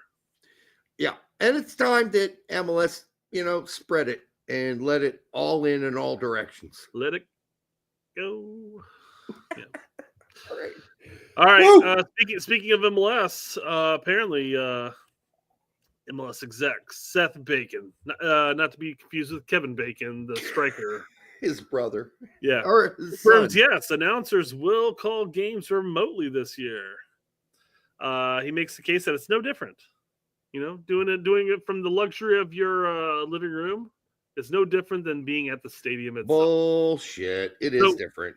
So, Derek, again, this is one of those situations where, U.S. soccer or MLS is just stealing what we're doing. They're watching us. They're watching us watch U.S. men's national team games and having a bunch of people in the luxury of our homes. They're saying, you know what, we can do that. Can I give a shout out to Jonathan Tannenwald? Because Jonathan Tannenwald, on a regular basis, is one of the better question askers at the U.S. men's national team interview things. Although no one's still asked Poach about Nathaniel Brown yet, which I find very disturbing. I hope somebody gets to it. And I forgot to fucking text Brian about that. All right. So Jonathan Tannenwald has been for a very long time now. And he actually interacts with us. Not on the regular. It's rare. But still, he recognizes other people's existence outside of his orb, which is what I like about Jonathan Tannenwald in general. Mm-hmm. And so when we put up a reporter sometimes that is doing the right things on a general basis, since we're so negative about others, I want to give a shout out to Jonathan Tannenwald because he does a good job. So sorry, I had to intervene because we're so negative about others. It's not just negativity. When people do the right work and do the right thing and make the right criticism as he's doing here, I want to make sure we point that out, that we're not just negative Nancy's. Sorry. Yeah, real quick, just breaking because people are posting about it. Pepi's injury he's out for 1 to 3 months. If he's more like McKenny, it's 1 month. If he's more like former Ledesma, he's out 3 months. Yeah. But for a knee injury, 1 to 3 months has got to be the silver lining of the injury, right? Yeah, but it's just a horrible time. He could have been a horrible time. Timing sucks. 100%. It's horrible because he's gonna miss out on March. Yes, and he's definitely making inroads towards the Young's job. Oh, 100%. Yes, and like the future for PSV, and at the same time, we got March coming up, right? Yeah, horrible. I guess real quick. Since we're talking about him. So we already talked about his injury there. Yeah, he's I guess he's out for like 1 to 3 months or whatever. Right. When again it comes to knee injury, I don't think you could ask for anything better. Right. I mean, he could be out. He could have been out for 9 months plus. I mean, the good news is he's not a regularly injured guy. This is his sort of first big one. Sure. However, it is an ACL. I always hated that. Because you just don't ever know once you bust it once, how many more times it's going to fucking bust. Just go ask Josh Gott or Daryl DK I just hope it's not bad. I hope this is not like one of those things where you get the ACL, it heals, you come out, you're kind of wary, you've never had it before, and you start favoring different shit and pop another one on the opposite leg, like DK did, right? So, God help us all. Hamstring, it's also over the place, yeah. Yeah. So, I mean, before we went live here and everything like that, I don't know if you noticed, I have an injury. I have a big old gash in my finger here. I was doing some dishes, and I was putting one of my nice little tumblers up at the top shelf, and I undershot it by about 1/4 of an inch and pegged the shelf, and it just glass rained down. And I looked at my finger, and it looked just like a little prick, like a little piece of glass just poked it. That thing fucking gushed blood. Oh yeah. So I'm like holding it up like this, and I'm like, "Hey, yo, Jackson, can you go get me a Band-Aid? That'd be great. Grab a paper towel, wrap it around it, everything like Dude, that." fingers gush. That thing, it was like just gushing down my arm. It was just like, okay. It's so weird, but I can tell as a biology teacher, yes. Like, it's so weird. Once you get past a certain point through the skin area, fingers gush. They fucking bleed like crazy. Yep. Yeah. Yep. Loverdot says he's reading its ACL. It's not good. ACL, like I think you had one. Did you have one? I had one. I busted my ACL and destroyed some ligaments. Yep. So no, I had to get surgery, and that was not a 1 to 3 month process. So hopefully, if this is an ACL, it's not like a massive tear, and just recovery is enough. But to your point, though, if it's not a repair, and you're just recovering and strengthening it, then at that point, are you going to be concerned that you might just randomly repop it? Yeah. So unlike you, I had a smaller tear, but for probably 9 months, I could run, I could walk, but if I try to go side to side, it would just out of nowhere, it would just come up like, what the fuck? When I did mine, so I tore mine playing indoor, and I went to turn. My cleats got wrapped up in my heel got wrapped up in the artificial turf. So my body twisted, but my leg and my cleat did not. And it just went pop, pop, pop. And I'm like, I went down. But I walked off, and I'm like, it didn't hurt, didn't swell. I'm like, what the fuck is this? So I gave it a couple weeks, thinking that I was still young. And then I went back out there, played for about 10 minutes. Warm up was great. 10 minutes in, pop, pop, pop. So then I'm like, okay, something's fucked.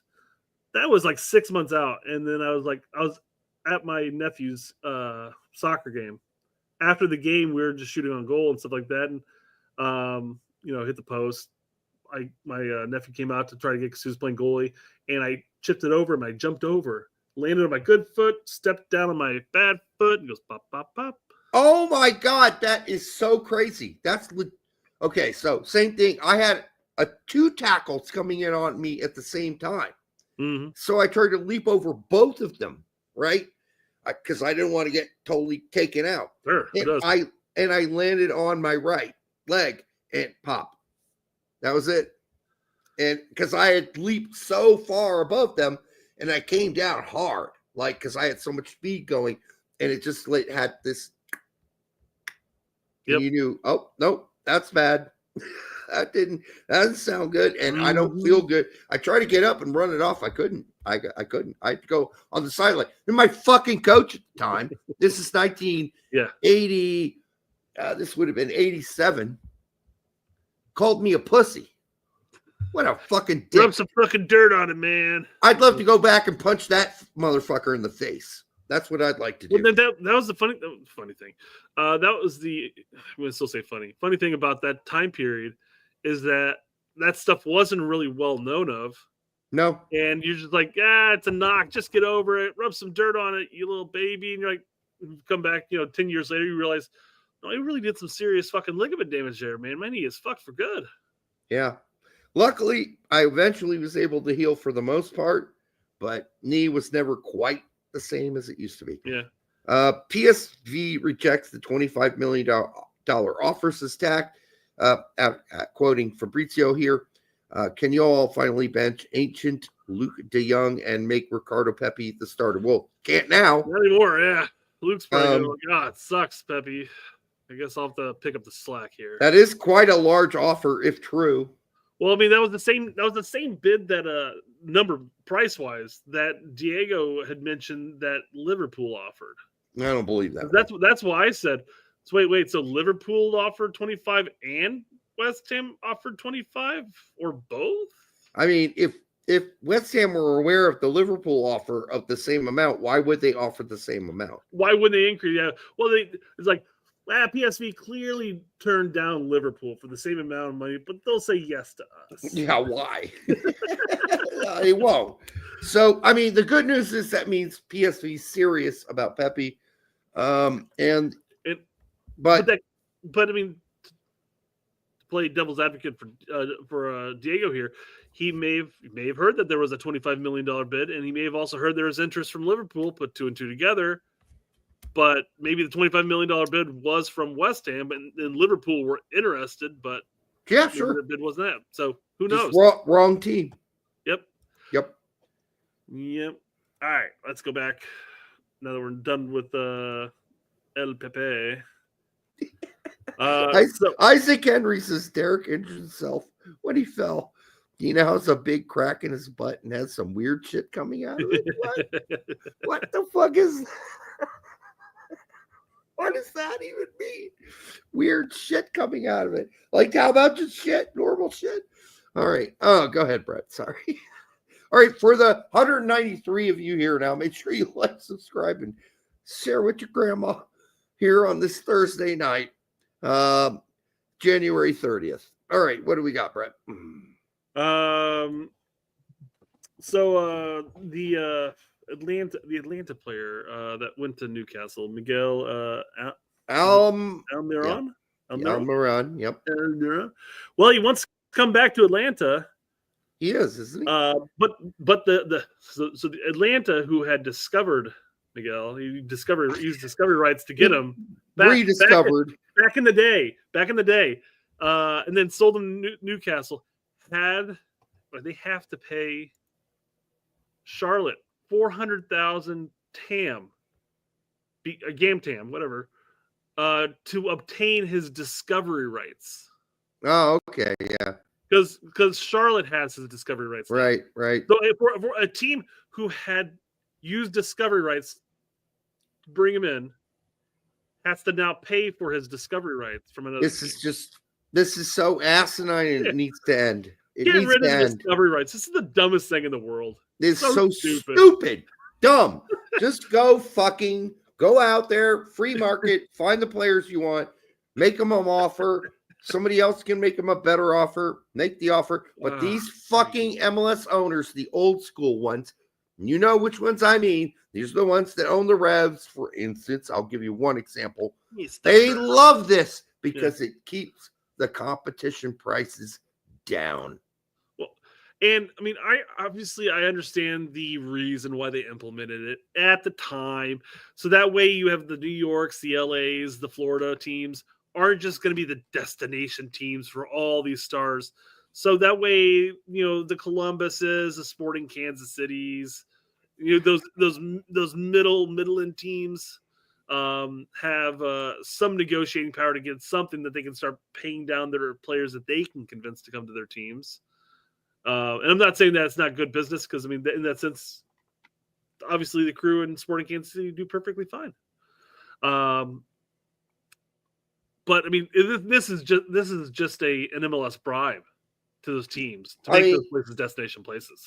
Basically, it's just saying we just want one team to have the rights to you, so there's not a bidding process. Because if there were a bidding process going on for Almiron right now, there are probably 3 or 4 teams that would be really interested in him, and that would make his price go up, and then people would have to pay more. Horror. And so that's what they wanted to stop. It's time to end this bullshit. End the discovery rights horse shit fucking rule. Just let the fucking MLS teams compete.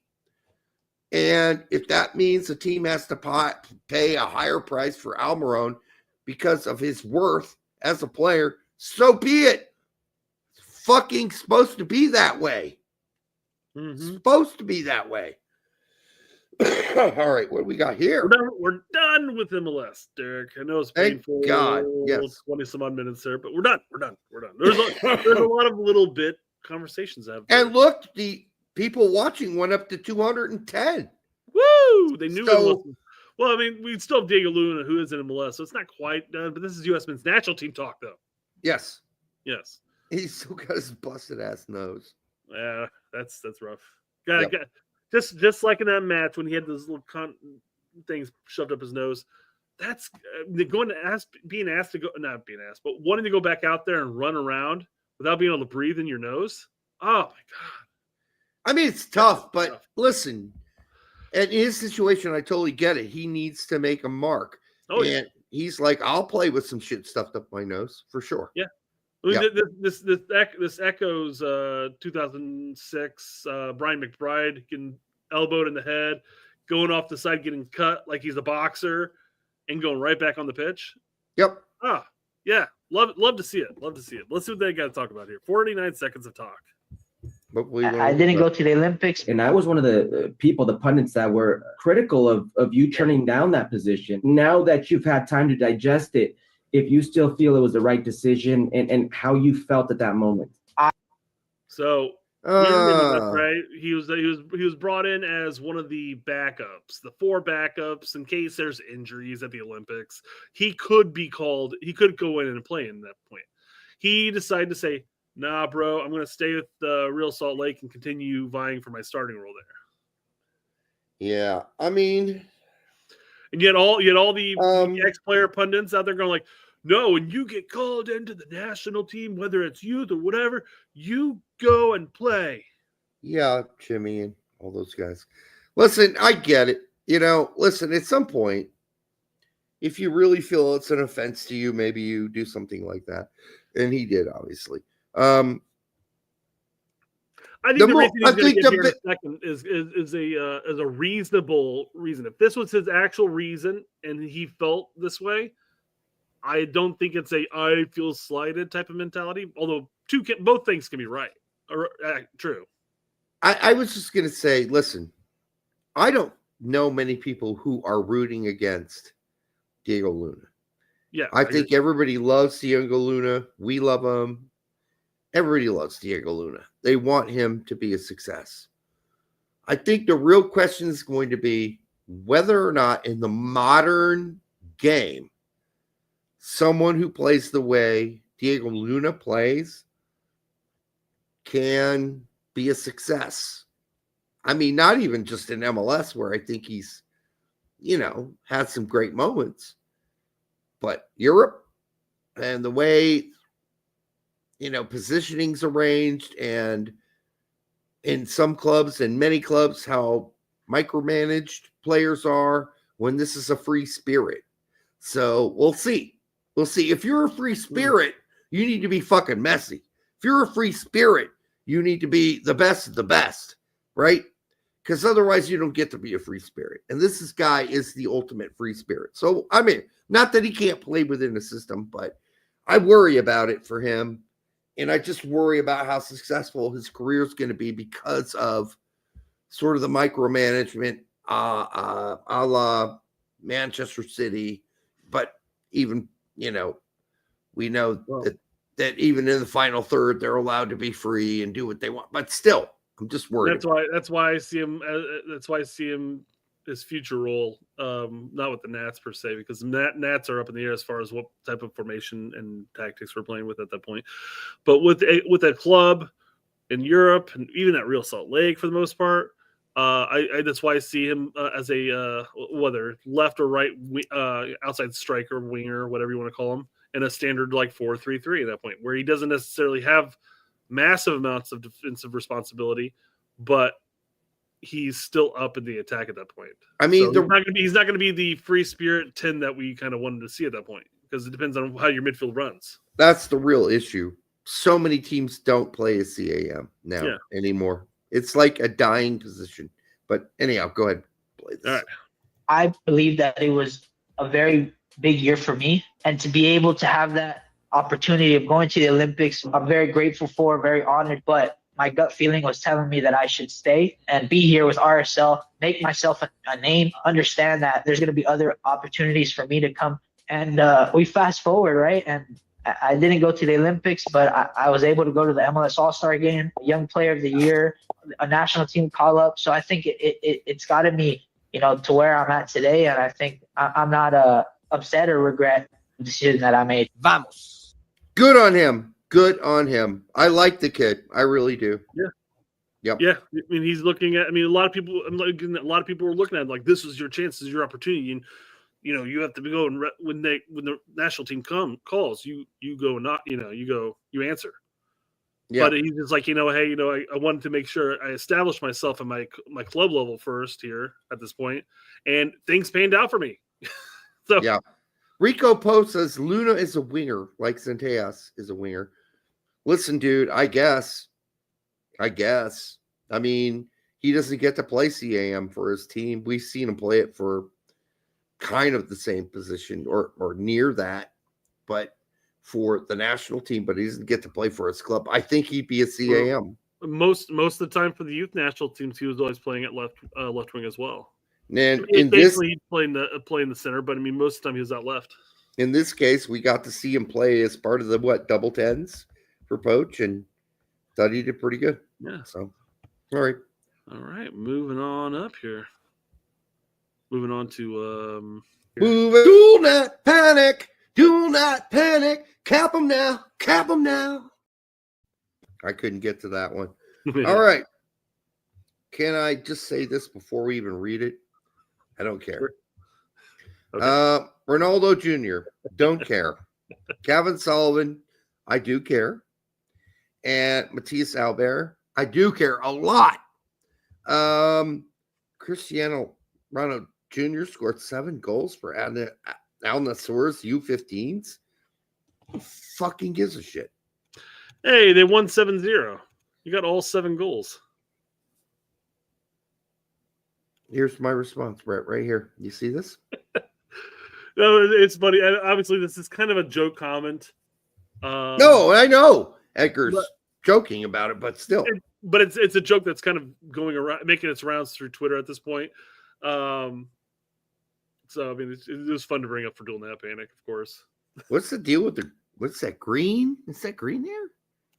Aqua blue? He can do whatever the fuck he wants with his hair, but he's definitely got the Ronaldo neck. He's definitely got the neck. Oh, yeah. Holy shit, that's what, a yard long? I wish him the best, but I don't think hoping that he becomes the next greatest U.S. player is let's just hold on there. Let's hold on. This is for Al Nassr's U15 team. It's Al Nassr. Nasir. Or Al Nasser. I'm sorry. Is Al Nasser? It's Nasser. Like Nassr, but there's no extra A, I guess, so that makes sense. Yeah. Okay. So we're obviously talking about a young kid who hasn't decided if he wants to play for Portugal or for the United States. He's in the Middle East playing against some shit ass fucking U teams. Yeah. But you know what? Here's a player I don't think that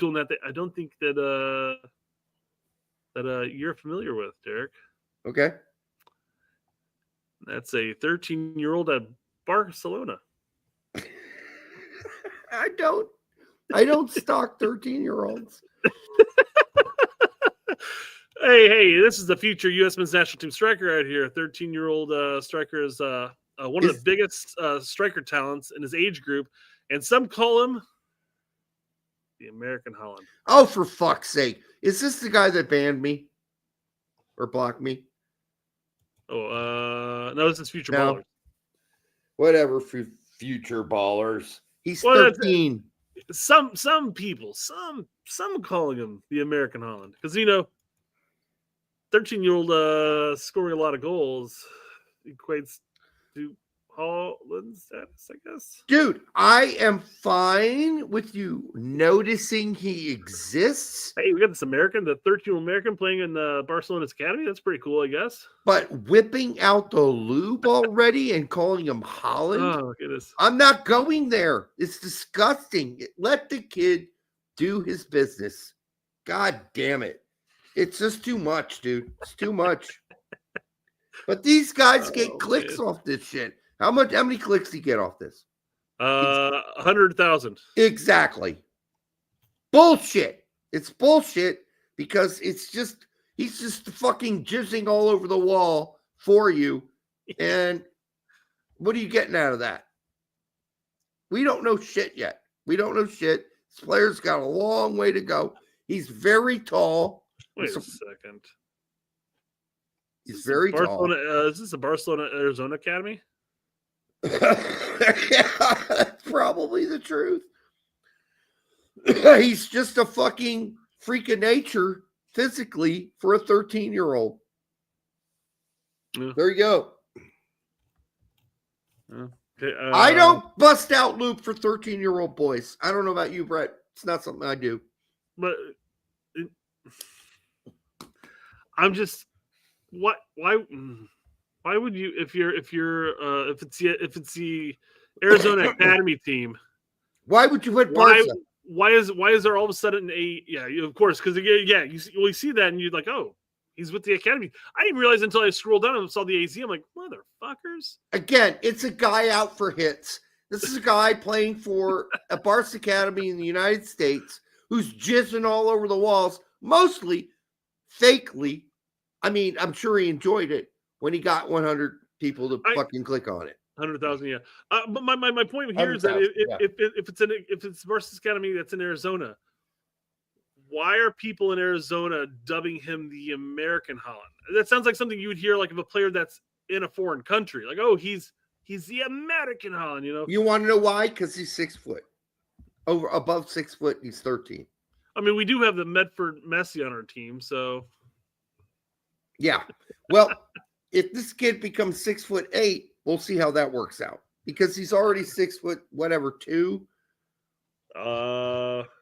At age 13. Whatever 1.85 meters is. It's tall. 1.85. It's tall. 1.85. It's like 6'1" and a half. About 6 foot is what Google says. Yeah. Oh yeah.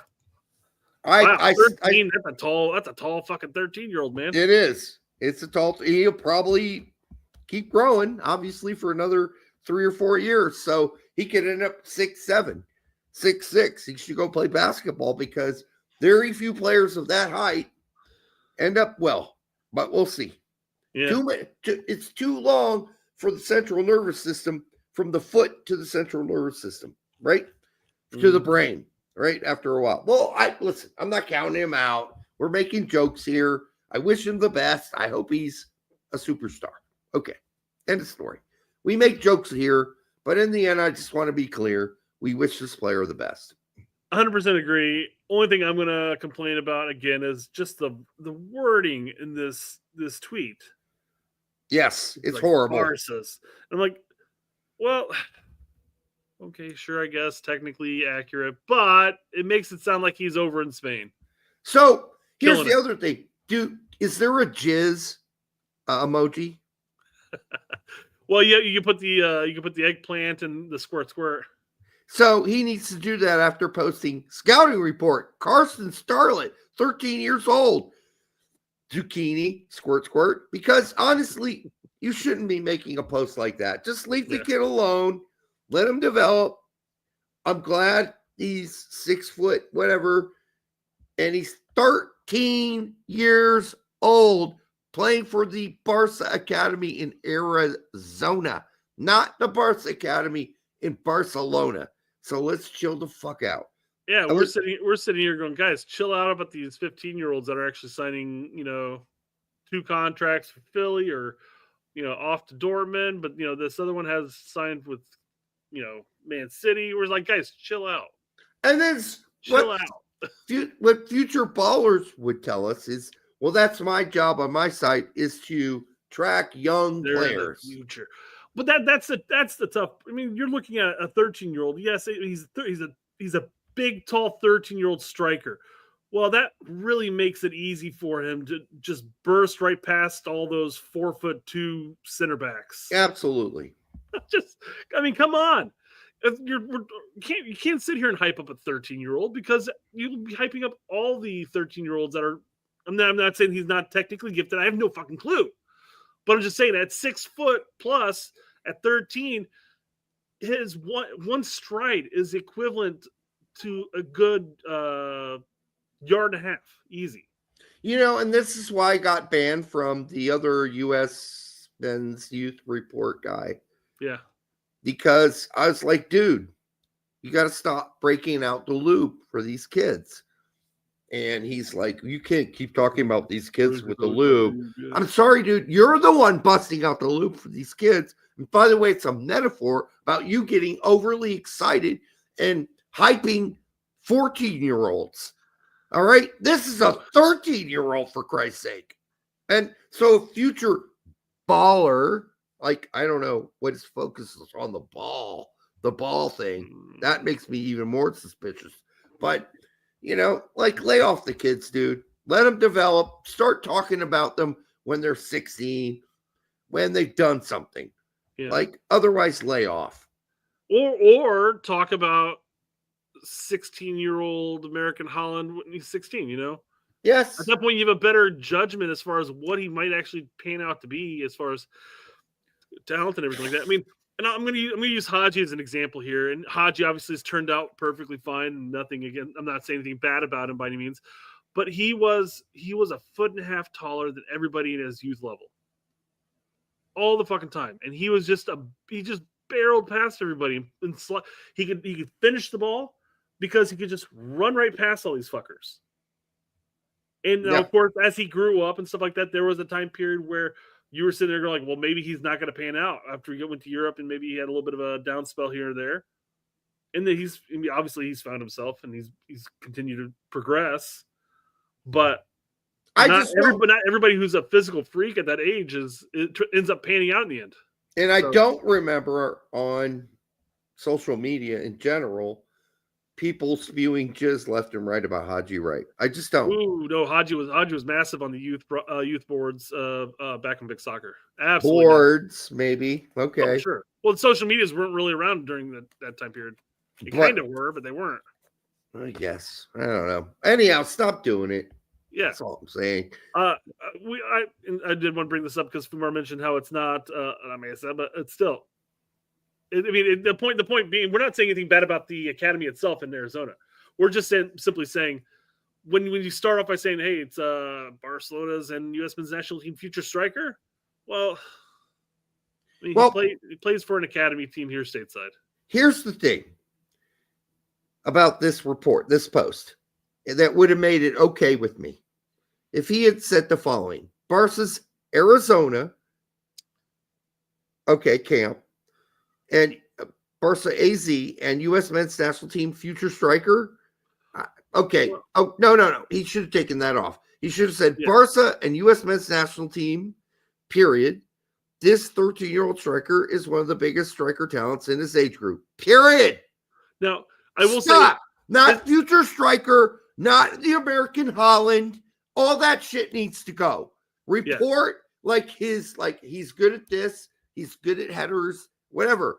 Don't fucking shoot out all this fucking Holland jizz and all this. He's the biggest striker talent in his age. Okay, fine. Maybe he is. Maybe he isn't. Well, stop the fucking added additional bullshit jizz. Stop it. Clearly, he's mentioning. I kind of, having reread this thing like 3 or 4 times here, the whole adding Barca at the very beginning there is specifying, hey, down the road, he might be Barcelona's future. Well, then striker. He needs to say that. But the way I read it for the first couple times reading through this makes it sound like he's playing over at Barcelona in their academy team there. Exactly. So it should say U.S. men's national team future striker. This 13-year-old at Barcelona's Arizona Academy, whatever. Right. That type of thing. Emphasize that. It's the best in his age group. Keep an eye on him. And don't call him the fucking American Holland. You are a dirtbag for doing that, dude. That's a douchey thing to do. Well, some call him that, Derek. I don't care. He shouldn't put it. He shouldn't report that. Some. Who are the some? Like his mom and dad? Some random guy in Denmark? Who the fuck is calling him the next American Holland? Fuck you.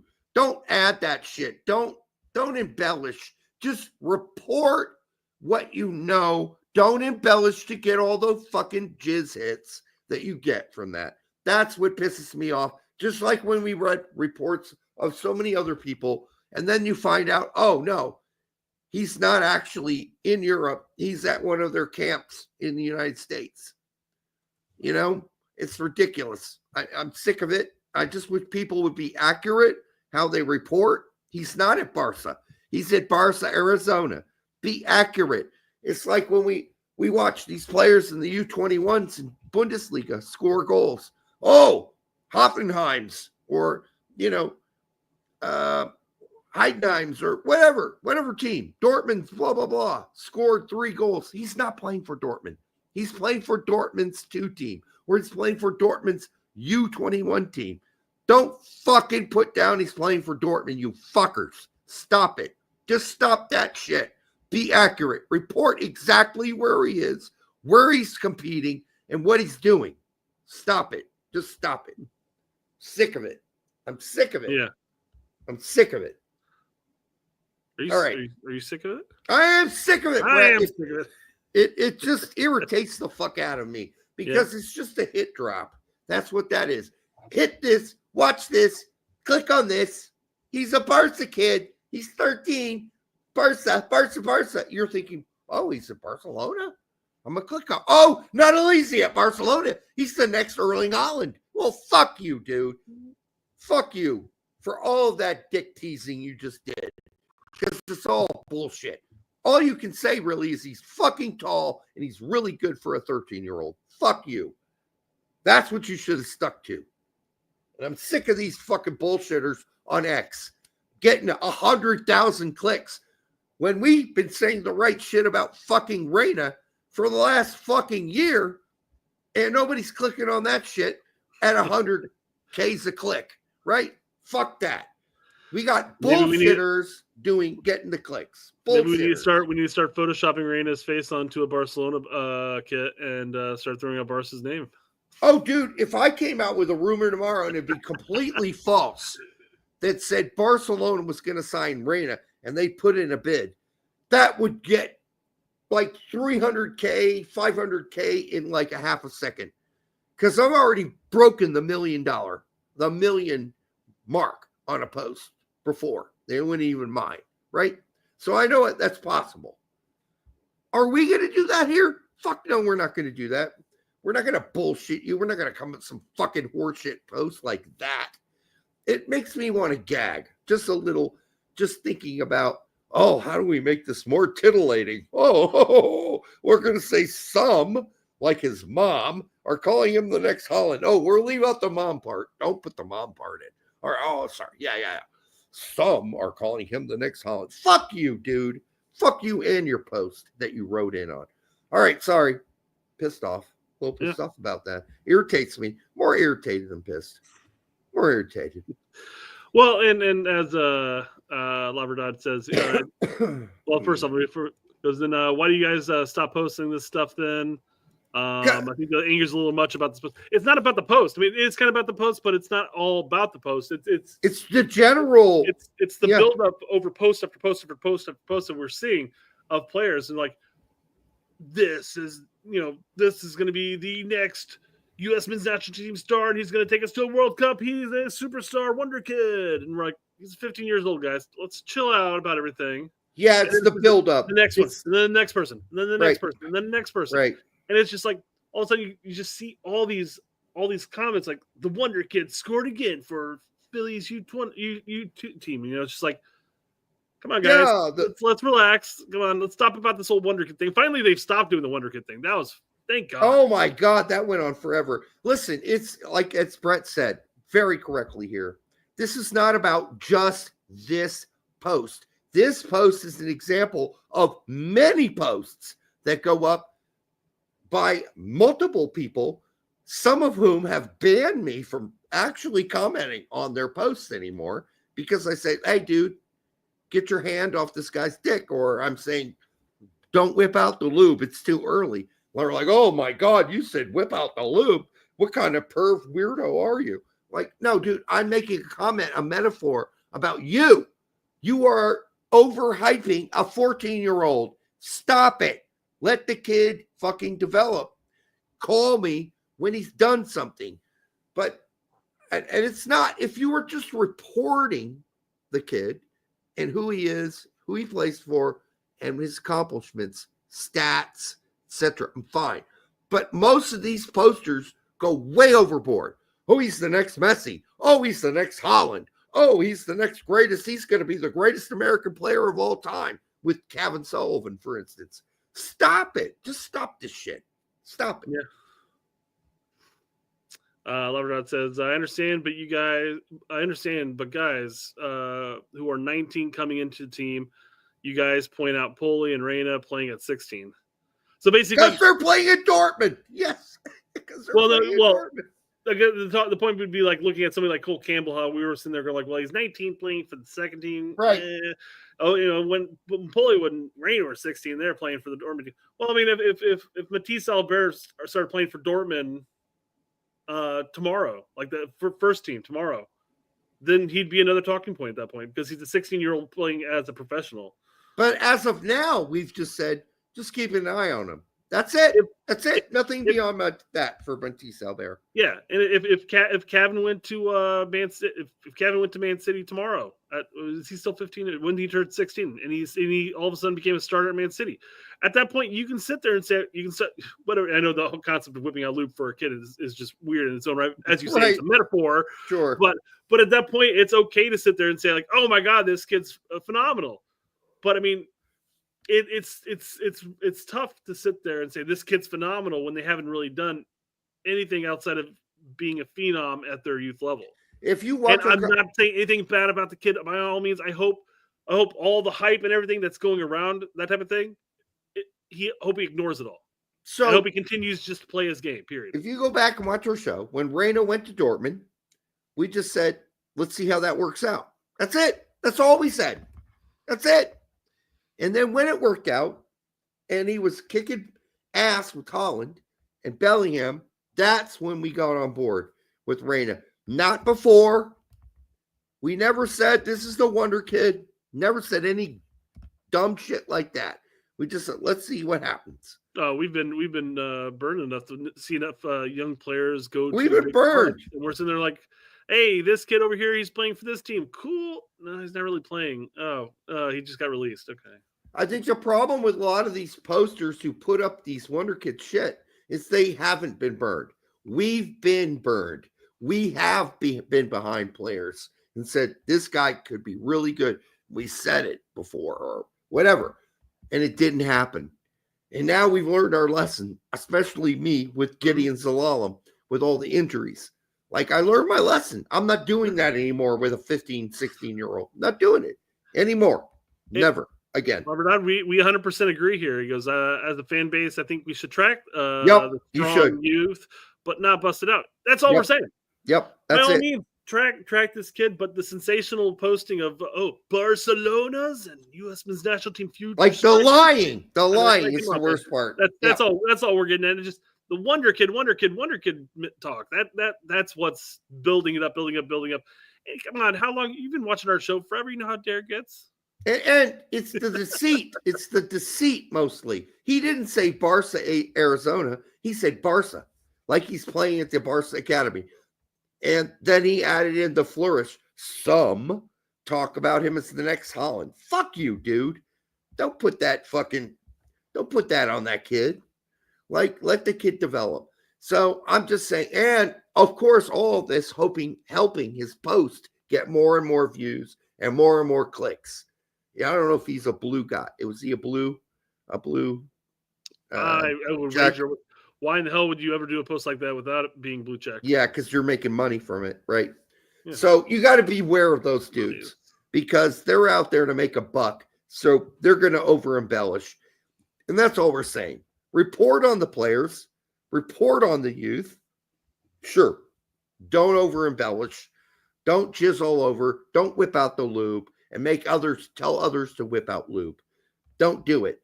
Just report. I'm just asking for reporting, not lubrication and embellishment. That's all. That's as simple as that.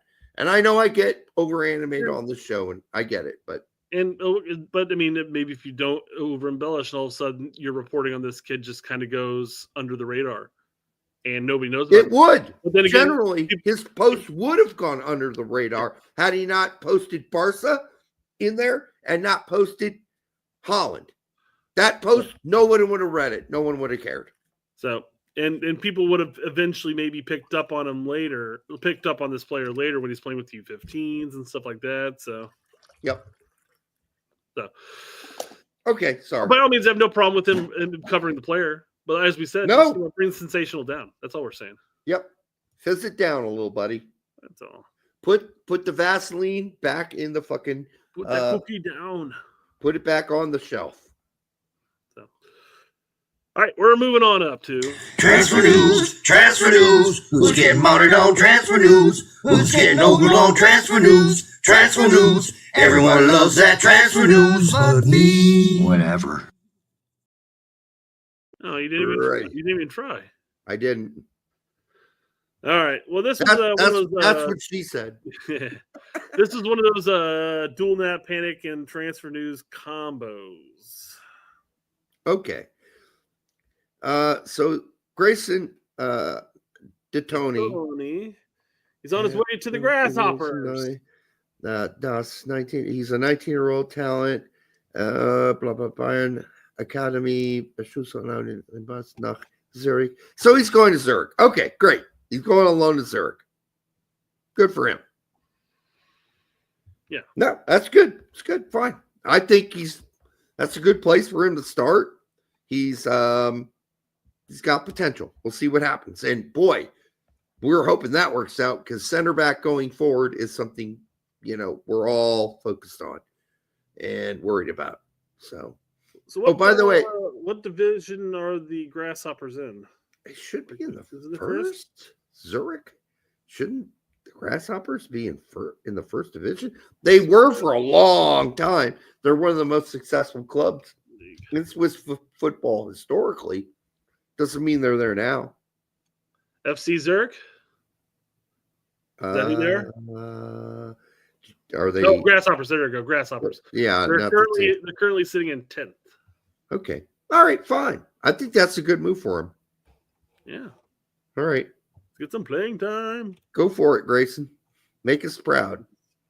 We it's funny that we sit here as Americans and making fun of our American names for our clubs.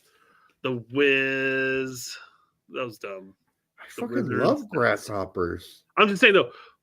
But I'm just saying that you're called the Grasshoppers. I love it. And then what's wrong? What's wrong with most of our club names? Because they're all named. A lot of them are named after natural disasters. Well, I mean, grasshoppers can wipe out all your fields of wheat.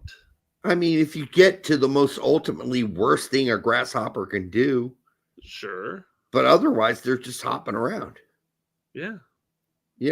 Helping you mow the lawn, if you will. Very haphazardly. They don't do a great job. Like earthquakes has no other options. That's just horrible stuff happening, right? $1.99. He's in a Jiminy Cricket at Grasshopper. I guess so. Brett, I gotta pee, so I'm gonna let you start the next one. I'll be right back. Thanks for that $1.99, Labrador. I appreciate that.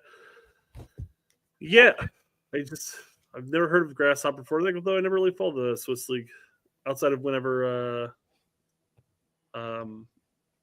Peacock was there with the Young Boys. Was that Young Boys? Swiss League? Yeah, Swiss League. Right. I'm right. Just to make sure. Yeah, I'm right. I was 99.9% positive. Yeah. Nope. I never heard of the Grasshoppers before, but again, they're sitting 10th, and I would imagine this is going to be a good chance for them to get some playing time. All right. I want to move on to that next. Just see what else everybody's saying here real quick. Is it Jiminy Cricket? Are you sure? Or are you just... I don't know how Jiminy spells his name, to tell you the truth. All right. Anthony wants to know what I was drinking. I'm long gone at this. I've drank my Evan Williams a long time ago, and I can't wait. Well, I can wait. I'm enjoying my time here, guys, but I can't wait till the end of the show, and I can go refill. It's going to be tons of fun. Woo. Derek, what'd you drink today? You drink another one of your Belgios? Yeah, I drank the Leffe already. Leffe. And then now I'm just actually I'm kind of bugging out. I'm running out of my usual ginger ale and vodka. So yeah. Oh yeah, that piss, amazing. By the way, took you like 10 seconds too. It's kind of phenomenal. I know, it's like a grasshopper been up all morning licking the dew off of the leaves. That was that kind of grasshopper pee, by the way. It's just like, oh, yeah, it's great. In the Bug's Life, grasshoppers were absolutely the assholes in the movie. They picked on the ants. Oh, yeah. It's just mean, rough. That's true. I don't even think that ants and grasshoppers have that kind of relationship, but I guess grasshoppers are apparently lazy and just want to get the free seeds from the ants. That's how it goes, right? I guess, yeah. There's little offerings of grass seeds.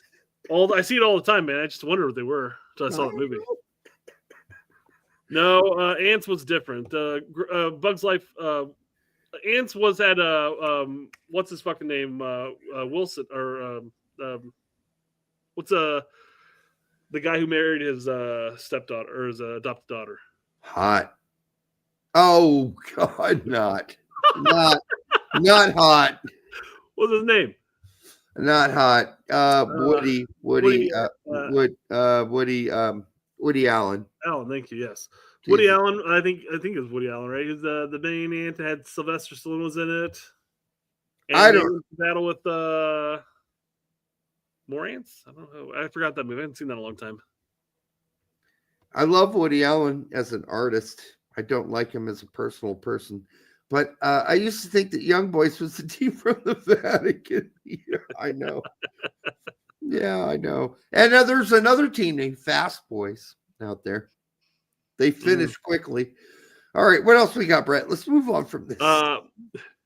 Puto says for $5. You already read that. Never mind. I did. I thought you were reading some random thing because you didn't mention him for $5. Yep. Thank you, PT69. Thank you for always being here. We love you, by the way. Yeah. All right, moving on to the next.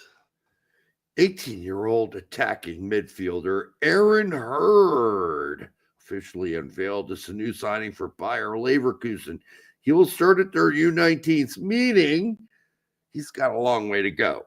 Hurd moves from St. Louis City, where he played 14 times. 14 times. All right, good luck there. For their next pro side. Oh, for the next pro side. And he's 18. I think it's awesome that he only played for the next pro side and still got a signing in Europe. Good fucking Lord. He never got called up once at 18 years old to play for St. Louis City, and now he's off to Bayer Leverkusen to pretty much, for the most part, play at their U19 team. And maybe if he somehow fireworks shoot out of his asshole, he gets up to the 2 team. I wish him well. I really do. I'm not saying it won't happen, but let's be really realistic, people. Of every 50 players that do what this, and there have been a lot over the last decade, 2 of them end up in the Bundesliga. Of every 50, and then even some of the highest rated ones that go to like Bayern and etc., you know who they are, end up in Norway or Denmark. You know who they are, Brett. Want to see some crazy stats? Here's his season. Played 13 games, and he played 244 minutes in the most next pro. That's less than 24 minutes a game. At 18. He's 18. Can we confirm he's 18 years old? Yeah, that's what it said. Yeah, 18. He's also a dual nat panic because he could also play for Ghana. Oh my God. Yeah, all right. Whatever. Move next. I'm sorry, Brett. I know. I think that's awesome. We're sitting more of our talent over, bro. So good for us. It's good fine. It's fine. Yeah. He's got a chance. Bust your ass. Somebody at Leverkusen scouted this kid. Good for him. They saw something in him where they're like, he could be the next Joe Scally. Right? Fine. He might be. Joe Scally got to play Dick Squat. Oh, you just mean lack of playing, not necessarily his positioning. Okay, I was really thrown for a loop there. Wait a second, what? Joe Scally never really played much in the MLS, and he went over and had a career in the Bundesliga. So immediately, yeah. Who's to say this kid can't do it? He can. But I'm just saying the likelihood of out of every 50 of these, like, listen, we could go through the list for you. We're not going to do it tonight. There are a shit ton of young Americans in the Bundesliga right now playing in the youth systems there. Yeah. A shit fucking load ton. So How many of them are going to make it out of that? It's really hard to say, but not a lot of them. It'll be a very small minority. Good news for the new Young Male Player of the Year award. Tanner Tessman wins. Tessman will be 24 this year, hasn't played almost 150 first-team games.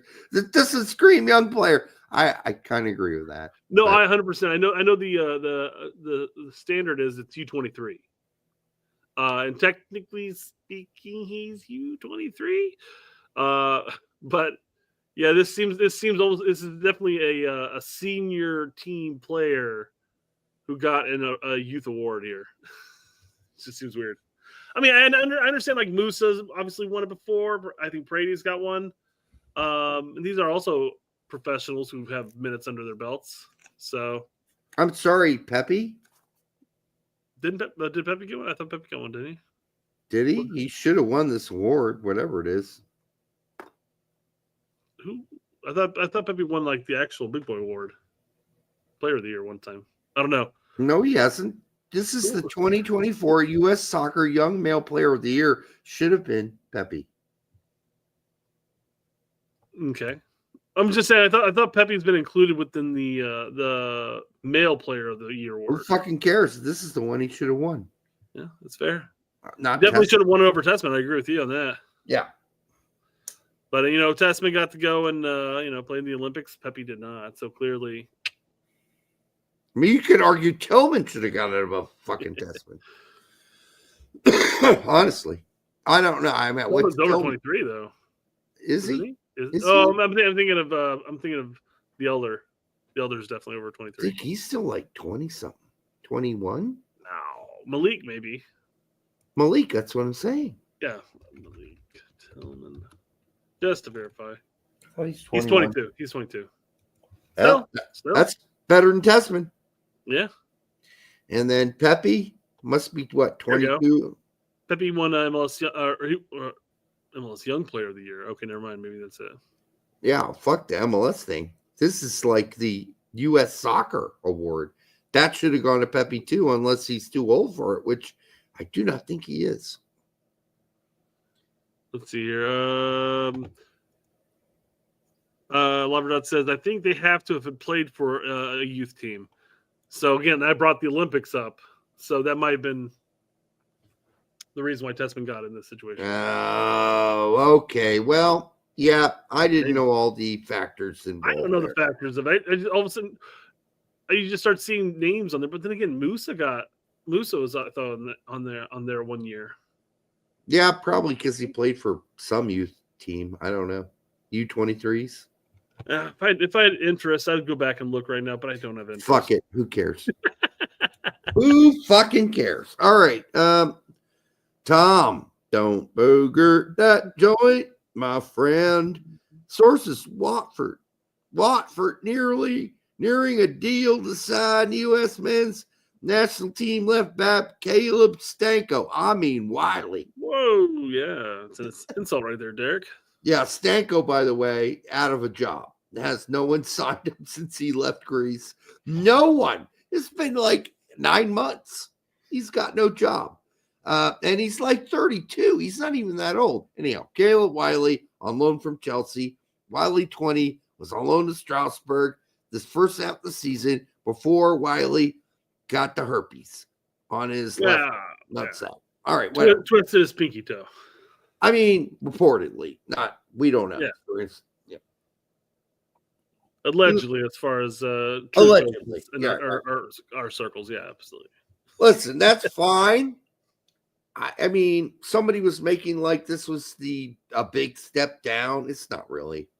It's fine. He can go there and play if he plays, which I think he probably will.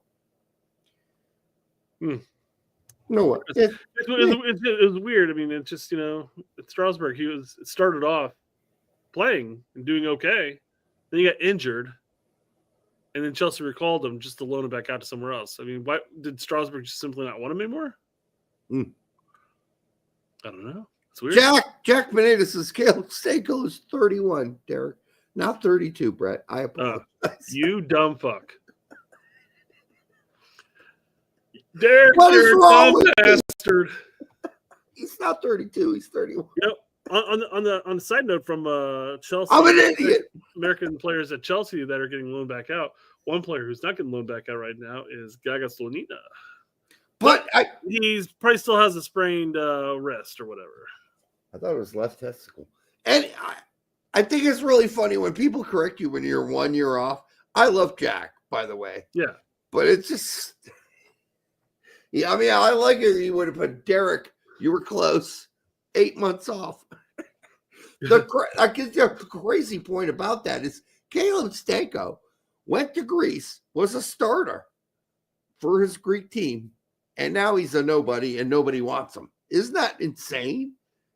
That's insane. Did he come back to Most? Did he come back to Most for a bit though? No. Since Lamia, no one wants him. What a trend. You go to Greece. After that, your future's to finish second division. Ask Freddie Adu. All right. Do some damn research before saying the age of a player, Derek.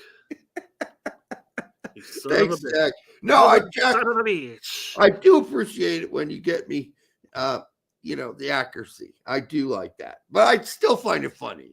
I mean, you got to agree. That's just funny.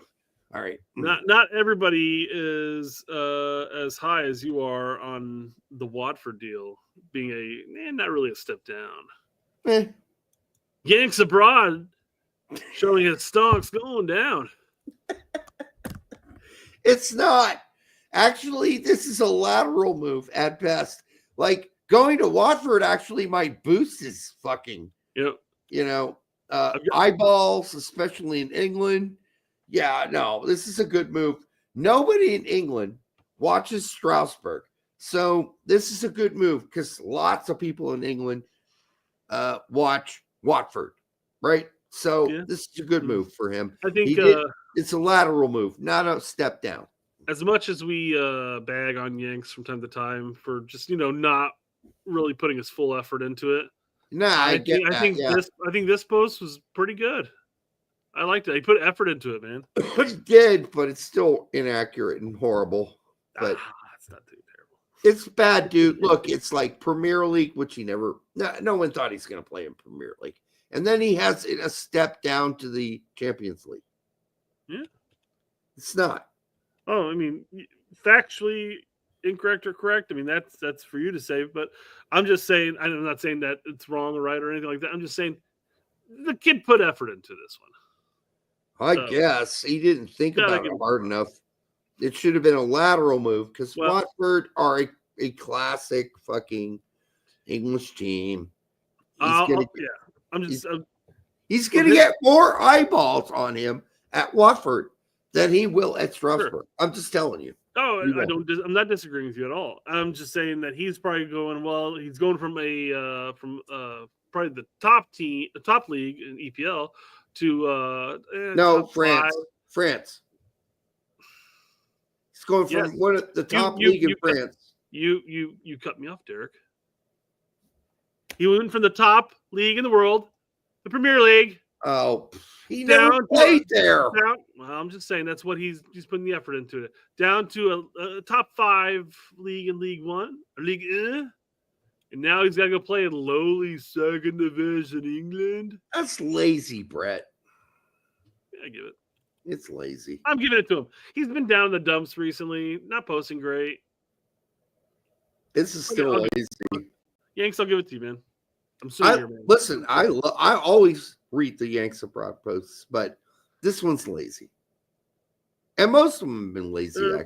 Thank you. That's my point. My point is most of them have been bad and lazy. This one, while may not necessarily be factual, Derek, at least he put some thought process into it. Occasionally all of us like a good punch in the nuts. And I'm just telling you, he hasn't been delivering a punch in the nuts lately. Not a good one. Yeah. So, all right. But I'm going to keep reading his posts because I'm waiting for that one that lands. And I'm going to go, oh, yeah, that hurt. But not lately. All right, yeah. So as we near March coming up here soon, Yeah. As we near March, we got a lot of things to talk about. Actually, I wanted to cover one more thing before we do this. This was out of order. Hold on. Okay. We got to cover this first. Good Christ. All right. We got to cover this. This is important. Oh my God. All right. Yep. What time did you tell me to put this out? 8 minutes, 15 seconds, was it? 8:14. 8:14? Okay. Yep. All right.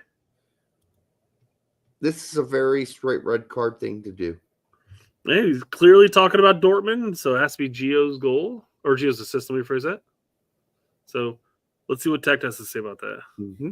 Man, it's just pure talent. And I've said this before and I'll say it again. The human body has 206 bones. But when I was watching that goal, I had 207. Okay, so... Oh!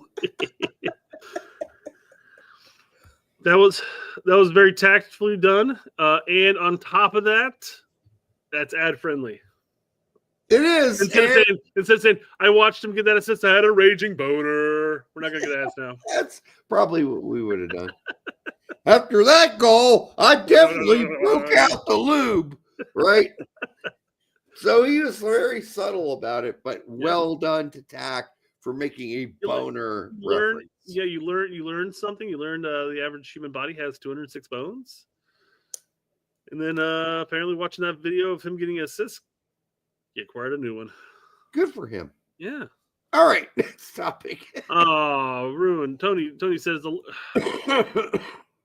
line from the Deadpool movie. Oh, I thought he came up with that. It was original too.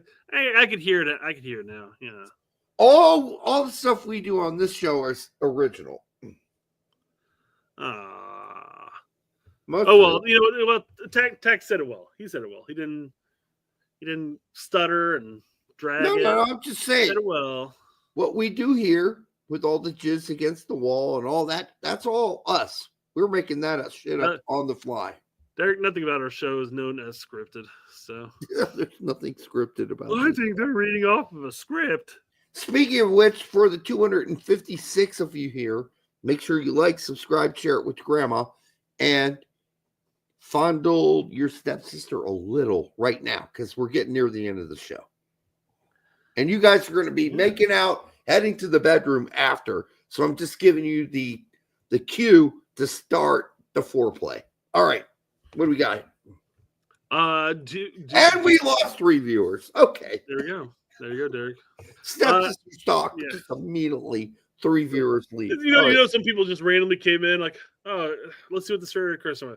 And if you're with your stepsister, fuck it, I'm out. Oh my God, prudes everywhere. All right, what do we do? Well, hopefully there aren't too many more tabs. I'm running out. We talked about Camp Cupcake before, the reasons why we have it and what we would do differently about it. But did you know that said injury against Pepi? Oh, this is the reason why we host. Oh, come on, Camp Cupcake, people. So that we can play. That way, on March we can call up and start Brian White. Yeah, this is not why you have Camp Cupcake. Listen, a guy who's probably going to fill the void didn't even go to Camp Cupcake. His name is Vasquez. Mm-hmm. And so you'll have Sargent and you'll have Vasquez. And then you'll have maybe Haji Wright as the other option off the bench, who can also play left winger. Yeah, don't tell me about fucking Camp Cupcake, dude. That didn't decide dick squat. If whatever his name is, Aguiman makes this, and how he's above Brandon Vasquez in this list, and we love American Ultras talk. We love this guy. We love these guys. They're very good. They're very fucking, they do their homework. I cannot put Aguiman above Vasquez. Can't do it. What are you talking about? Aguiman had 2 goals in Camp Cupcake. Don't care. Damian Downs might be a little high on this list. I have to say, he's playing in Bundesliga 2. It's not a great league. I don't know. Bundesliga 2, a little rough around the edges. I'm going all Haji Wright, Josh Sargent, and Brandon Vasquez here. I am not going Damian Downs. I'd like to. Is Haji officially back? We've talked about him a lot this show. Is he officially back yet? No. Then I can't have him on my list. If we take him off, then we are talking Josh Sargent, Brandon Vasquez, and Damian Downs. But we are not talking about Patrick Aguiman. No, we're not. We're not doing it. We're not doing it. We're not going there. Mm-hmm. There is no fucking way in hell that Patrick is better than Brandon at this point as a seasoned player. Well, yeah. And quite frankly, do we bring in, say, Aguiman as a second or third option at striker? Or do we just go with our Sargent and then Vasquez most likely? And then you have somebody like Timothy Weah who could play as the 9. Yes. And I'll give Colin credit because Colin's been harping on getting Weah as a striker for a while now. But yeah, no. I'm looking at why too though. Listen, UAT usually gets most of this right. We're just going to disagree technically here. And I don't think that one Camp Cupcake puts Aguiman above Vasquez. I can't do it. I frankly fucking can't do it.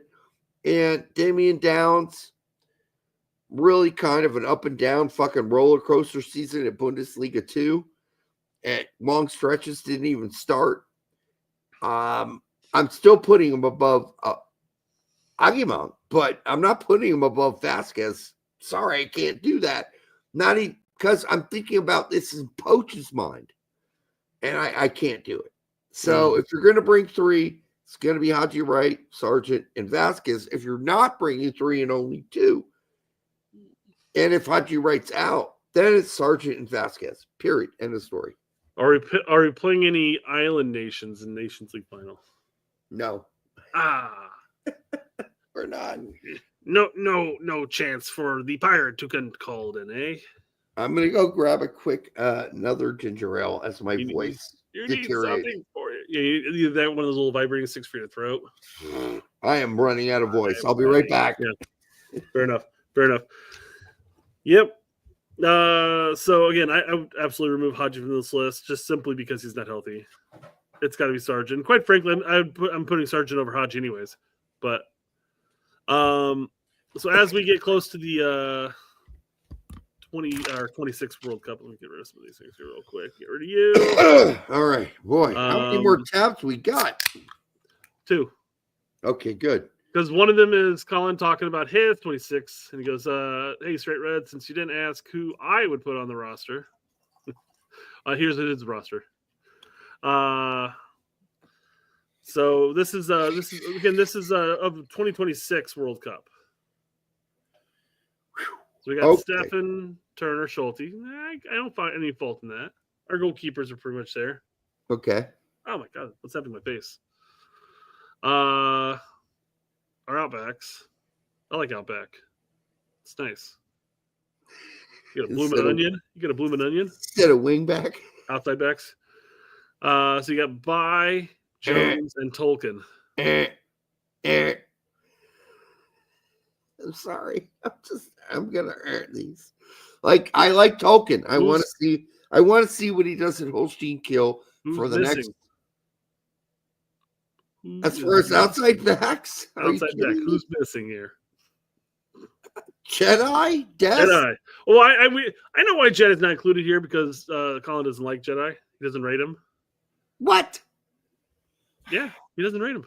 Watch me, PL. He's the best one of the best left backs in fucking England. What the fuck are you not seeing? Like, unless you want to play a very specific fucking way, which is ridiculous. No one does that anymore. Really, not anybody successful. If you want a winning team, you want Jedi on your fucking team. What the fuck?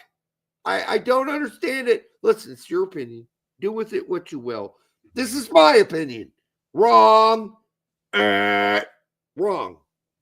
Yeah, I mean, I think no test, no Jedi. Wrong. He might not. Well, we are talking 2026, so we're assuming Des will be healthy at that point. Should hopefully be healthy. He may even be healthy by the March window. Come on. So, but yeah, Des and Jedi clearly have to be there. And it's fine to keep Tolkien or Jones, whoever you prefer in that situation, as a backup as far as outbacks are concerned. It's Tolkien at best. We'll see how he does at Holstein Kiel. It's promising. It's promising. Yeah.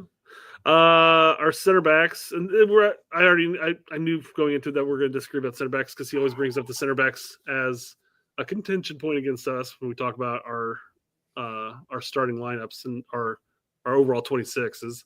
But yeah, so he's got Farrell, he's got Robinson, Cannon, and Scally. Worst I've ever seen. Scally can do a job for you. Cannon as a center back? When has Cannon last played center back? He's played right center back a long time.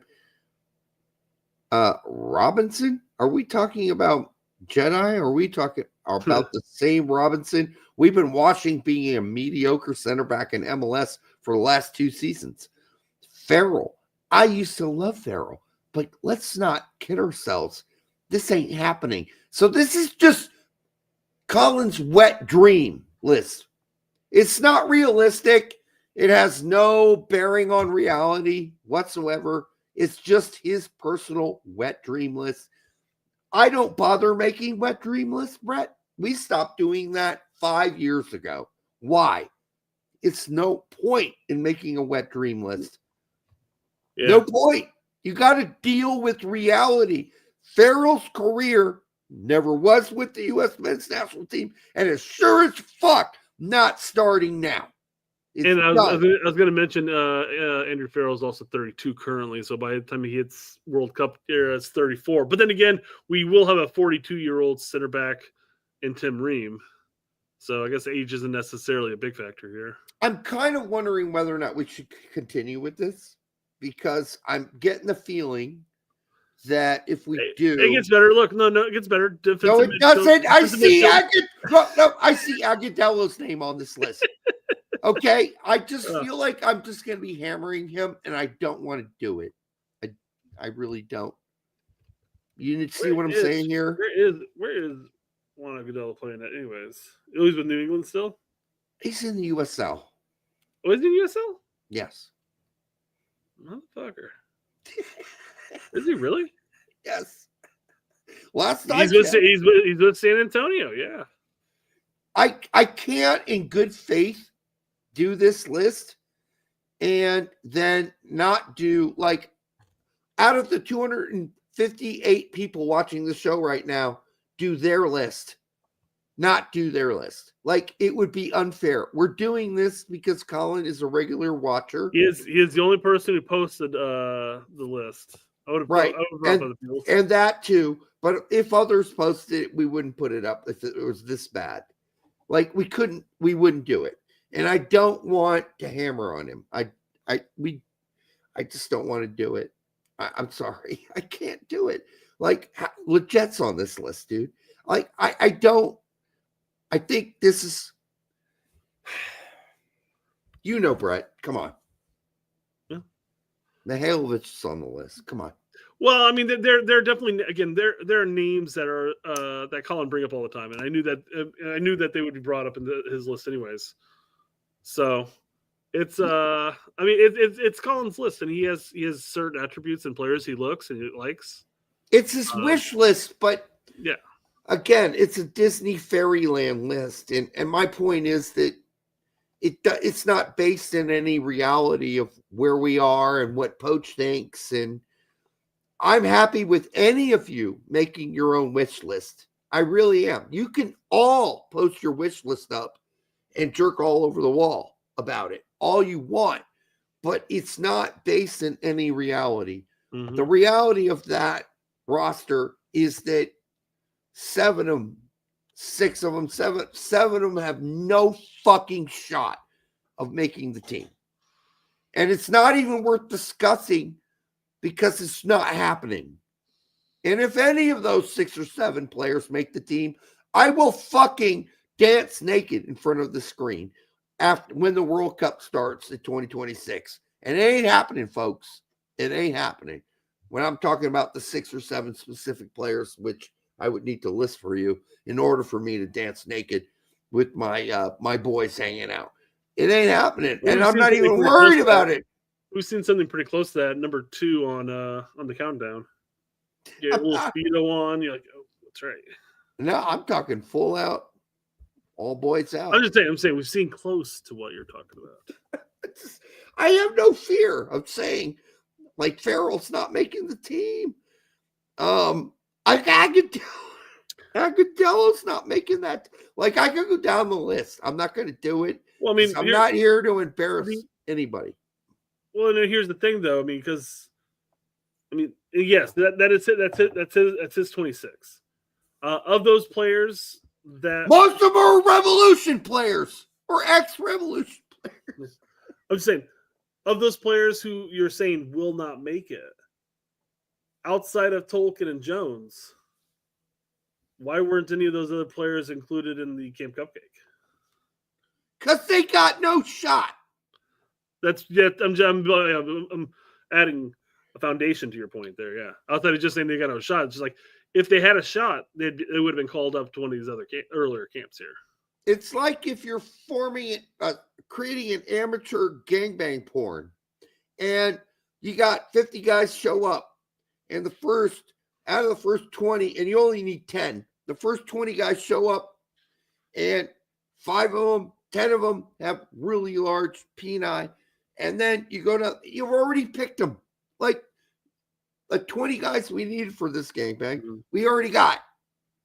And we're going to have to cut 10 of you already. No, I'm sorry. We already got our lineup, and the guys that you're thinking about with the really small weenies that play for the Revs, they're not making the shot, okay?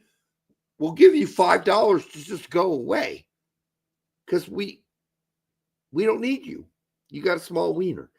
So, anyhow, like, I'm sure that if we had Colin on, he would say they got small wieners, but they're very diverse in the way their wiener operates. But that still doesn't justify putting them on the list when there's no fucking chance in hell. That's just your personal fairy godmother Disney list. And that's fine. Anybody can make one of those. Yeah. Everybody's got a Disney list that they can create. There's no point in doing that. We said that 3 years ago. We said, we're not doing fairy lists anymore. We're not doing Disney. We're doing reality. And that's why time and time again on this show, when we picked the fucking rosters for the team, for Greg, for fucking 2.5 years, we got him 99% correct because we didn't live in Disney World. We knew who Greg was, and we knew who he's going to pick. If we did Fairy World, we would have put a lot of different players for that fucking World Cup roster. We would have added 3 or 4 different players, for instance. So, Derek, do you suggest that young people to get married? How young would be my question, Kinkalo. Yeah, I think, a good marriage age is somewhere in like just out of college. Like, you've met, you're going out in the world. Depends on when you met them just out of college, right? Right. Like but if you met them your senior year and you're getting married at graduation, maybe that's a little correct. Different. Right. It's good to have a few years with that partner before you make that big decision. I wouldn't do it after a year. I wouldn't do it after 8 months, for sure not. I would wait and see how things develop. Like the whole high school sweetheart thing is long over. That way of looking at the world is probably over. But yeah, I would just make sure you've been with your partner for 2 or 3 years, regardless of your age, and you really are compatible people who love each other, work together well as a team. By the way, the whole sex thing after the first couple of years for you as a man, probably not going to be the same. you've been eating the same fucking fish and chips or the same crackers for 2 years, you're probably going to want a different cracker. If you're like a caveman type guy or, just a regular dude, like you can only eat the same cracker so many times. So it's going to have to be more than the sex. There's got to be a real relation there, a real connection with the other person and what their interests are and what your interests are. Like that all has to be in tune. You love the same shows. You love watch the same music. You have similar views on the world, right? Now, opposites can make that work out, but it's not it's much better if you both love the same shit. So that's more important than anything else. Don't go jumping straight to the ring after like 4 months. That's a failure waiting to happen. It does work out for some, but generally not all. All right, that's my marriage advice. Brett might have his own, but you had it kind of different. You married your college sweetheart. I did not. Oh, no, I didn't. I met her a couple years after college. No shit. Okay, you did the perfect thing then. Yeah. You guys worked together for a while before you got married. Yeah, we were together and owned a house for about 3 years before I proposed. Yeah, I remember that. And I went to your wedding, so yeah, I remember. Definitely one of those things like, whew, I guess it's been a while. I probably should pop this question. It's heading that direction, so I might as well do it now. I went to your wedding. I still have too much longer. I might lose out on it. Yeah. I still have pictures of that wedding, and that my ex-wife took, and pictures that we took together in your little booth thing that you got. Mm-hmm. Yeah. Yeah. Great wedding. It was a great place too. You guys had a great setting. It's a massively awesome wedding. One of the best I've been to. It was a phenomenal venue. It just sucks being the bride and groom at that venue because you want to experience everything, being around it, enjoying the atmosphere, but you're going around from table to table, shaking hands, and all of a sudden it's like 9:30. You're just like, fuck. Yeah. It's done on all that shit. I got to hang out with your brother though. That was cool. Yeah. Yep. Put a face to the name. Yeah, exactly. And put a face. Well, some people I did know, many I did not, but we had a good time. Your wedding was cool. It was really cool. And well, no doubt in saying, not cool on my bank account, but you landing EB. Yeah, I'm sure it wasn't. You landing EB. That's got to be a win. Yeah. On the regularly, that's a win. Hey, I wasn't complaining. Yep, absolutely. All right, are we supposed to build a team here? Yeah, we got to review our 2026 World Cup picks. Do we have our old one? I do not have that pulled up. No. Okay. I assume we'd just pick our 26. All right, let's do it. I mean, I think let's go with our starting 11, and then we'll go to subs after that. All right.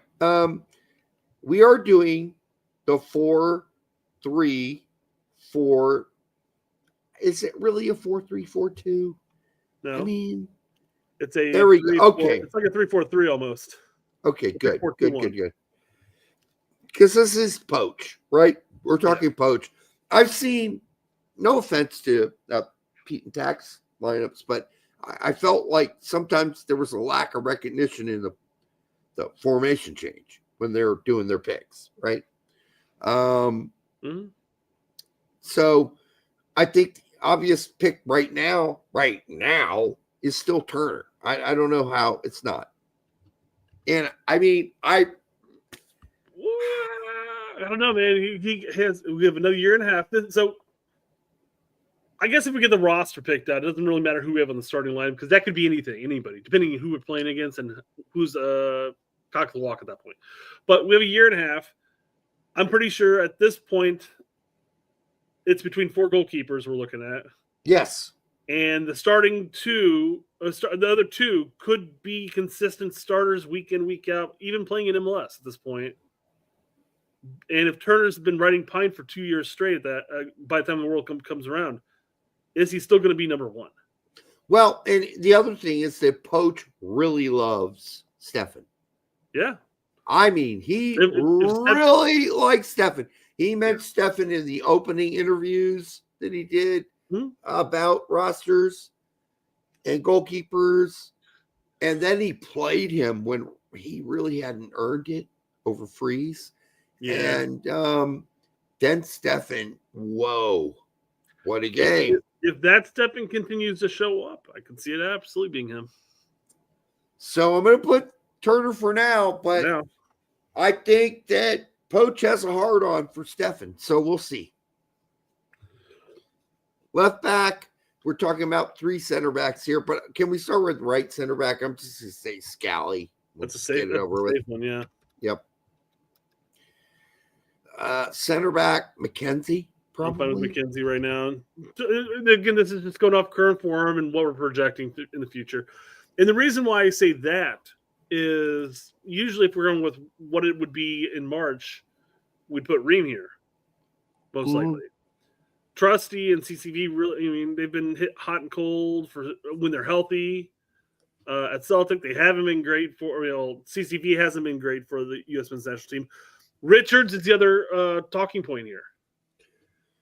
Yeah, and you would expect him to play on the right because he doesn't really play on the left generally, but I put him out there. Scally could play left. He's played left back. I mean, why couldn't you play left center back? I mean, you could. So you could flip-flop Richards and Scally if you wanted to. Yeah. I'm not really bothered. But let's just say it's this. Okay. Right wing back, Dest. Yeah. So he's taking the Musa role, huh? Yep. I think so, 100%. Yep. Let's go with the obvious here. Jedi. All right, our center. Assuming healthy, I'm going Adams. McKinney and Adams, right? Yep.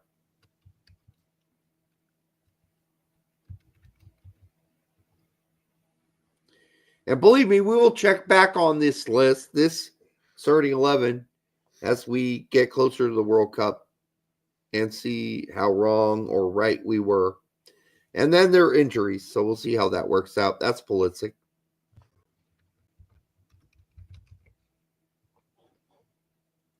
And that's way...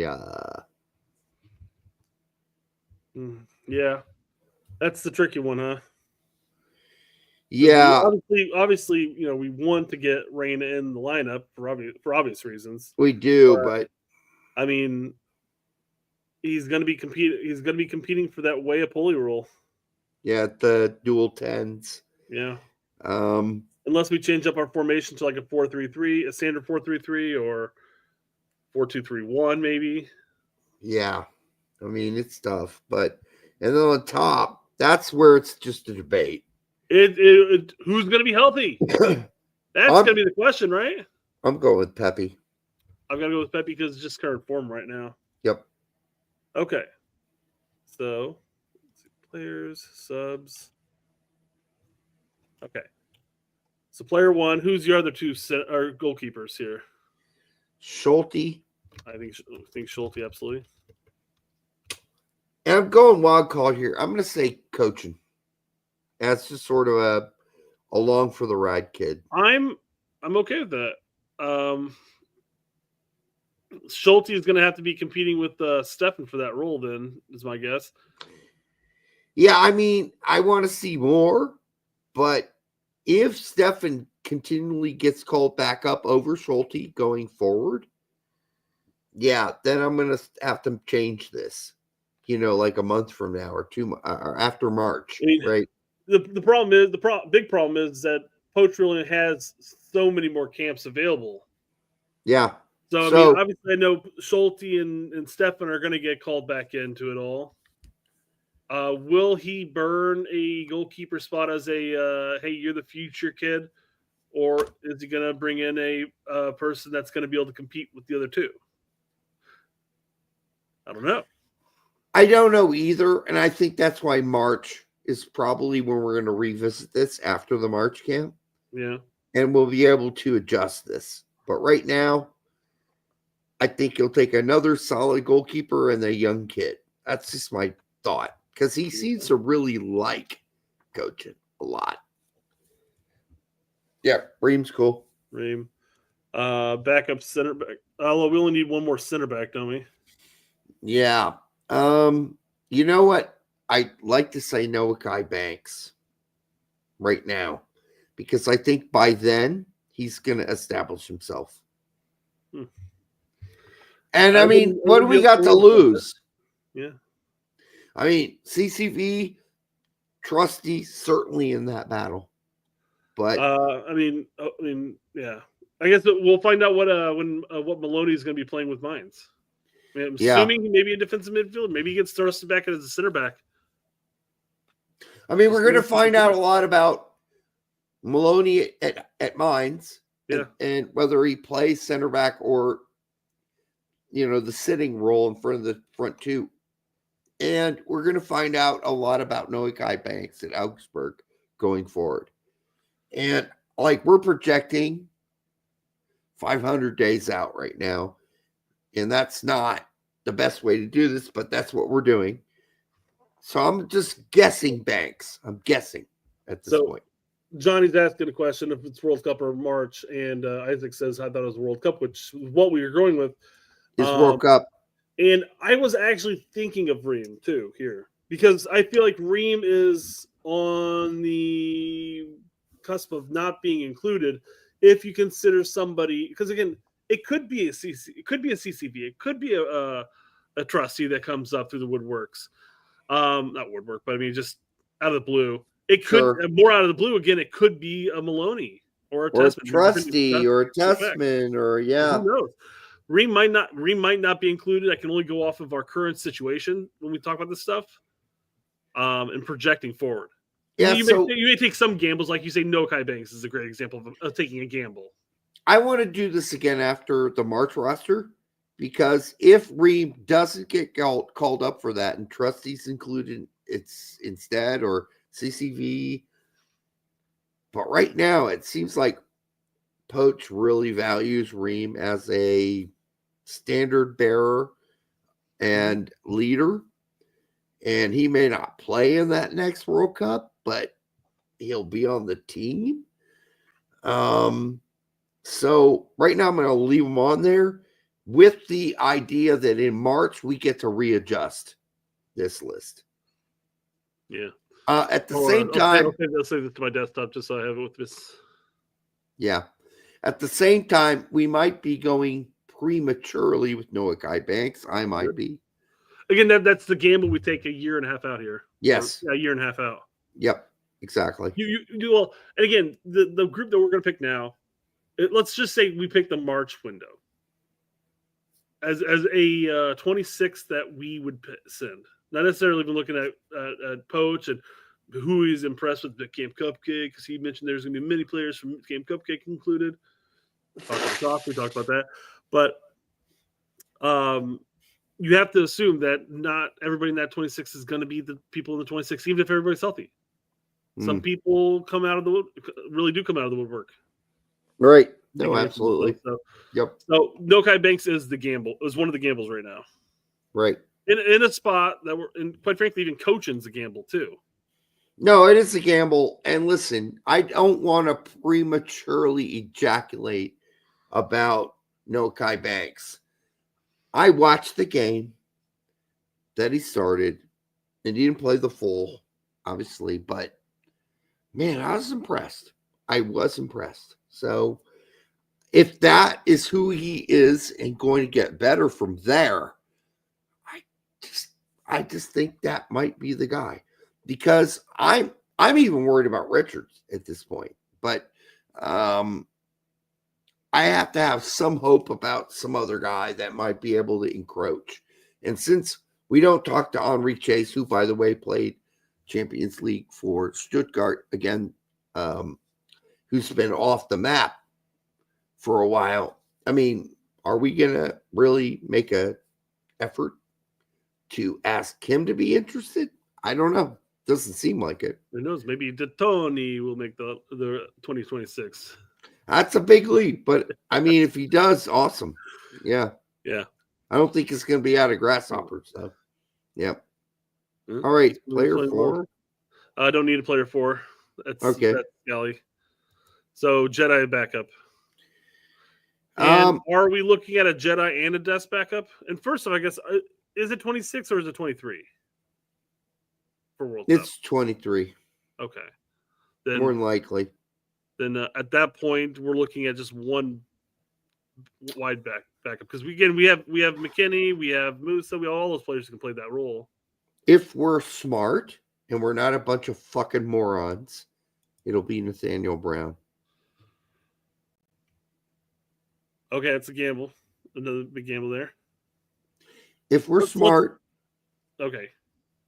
If we're smart, it'll be Nathaniel Brown in 2026. Because not only can he play left back, he can play left winger. He can come on and do the job out wide, regardless. Right? You're right. It's a leap. Nathaniel Brown came out a month and a half ago and said he's not even been contacted by U.S. Soccer. Tack thinks that's he's incredulous about that. Like he thinks it should have happened and maybe it did and we just don't know about it. No, Nathaniel Brown literally said, I've never been contacted by anybody at U.S. Soccer in the interview. Well, that's just a bad job by U.S. Soccer, period. And Poach. You just at least call the guy and say, we're watching, we care, we're interested. Then the Bundesliga Christmas post came out and had all the American players on it, including Nathaniel Brown. Nathaniel Brown has not said, he's not said, I'm not interested in playing the USMNT. He's not said that. Is he good enough to play for the German team? In maybe 2 or 3 years, he might be. Maybe next year he might be. So you better get on this shit now. NOW. And recruit this kid because I've watched too many games. He's injured right now. He's too good. You got to get on this shit. So this is more of a wish for 2026 than a reality. Obviously, all of this is a wish. It's a Disney. Sort of. Yeah. But based in reality. All right. Okay, Adam's back up.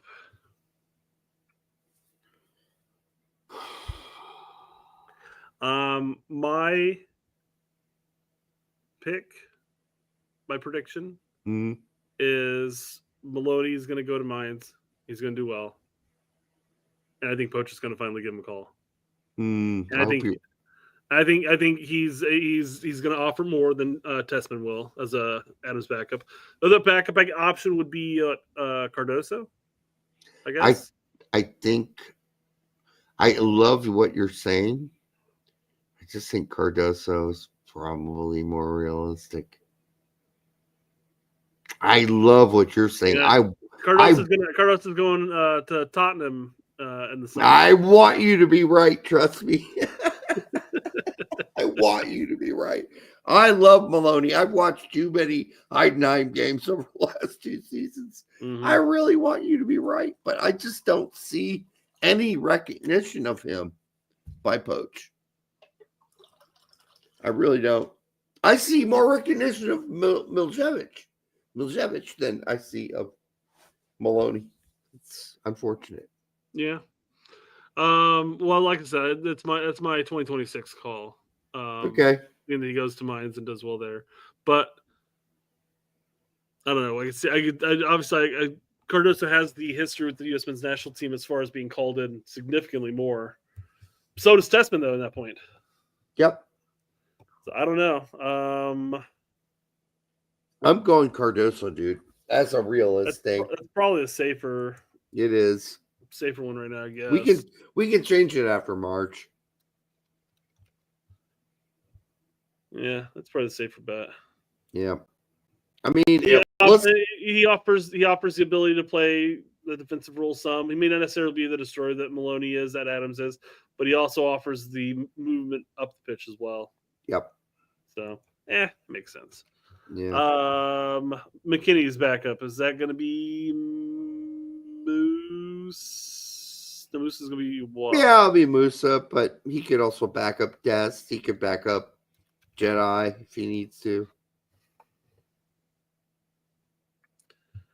Are we missing out on a? Well, let's just go through the list. We'll come back to it, I guess. Mm-hmm. All right. So Reyna would be Weah's with the obvious one here. Mm-hmm.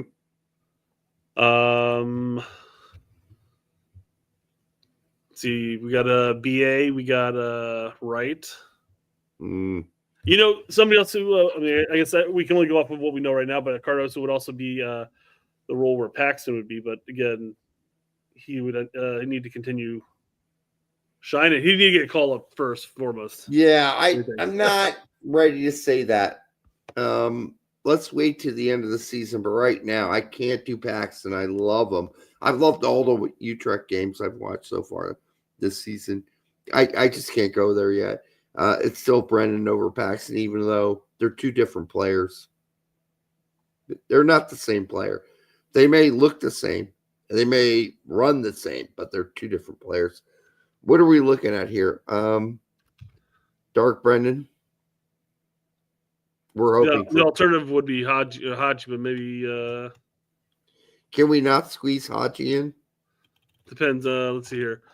Let's see, 11, 12, 13, 14, 15, 16, 17, 18, 19, 20. So we got 3 more. Haji for sure. He's coming. Healthy. Haji. We got 2 more picks? Really? There we go. Mm-hmm. Yeah, so we have it's 11, 12, 13, 14, 15, 16, 17, 18, 19, 20, 21. Yeah, we got 2 more picks. No shit. Back up to striker at that point. Sergeant. And Balogun. Let's just do the Sarge, Ballo. Done. Are we have any holes, any gaps in here? No. We have our 5 center backs.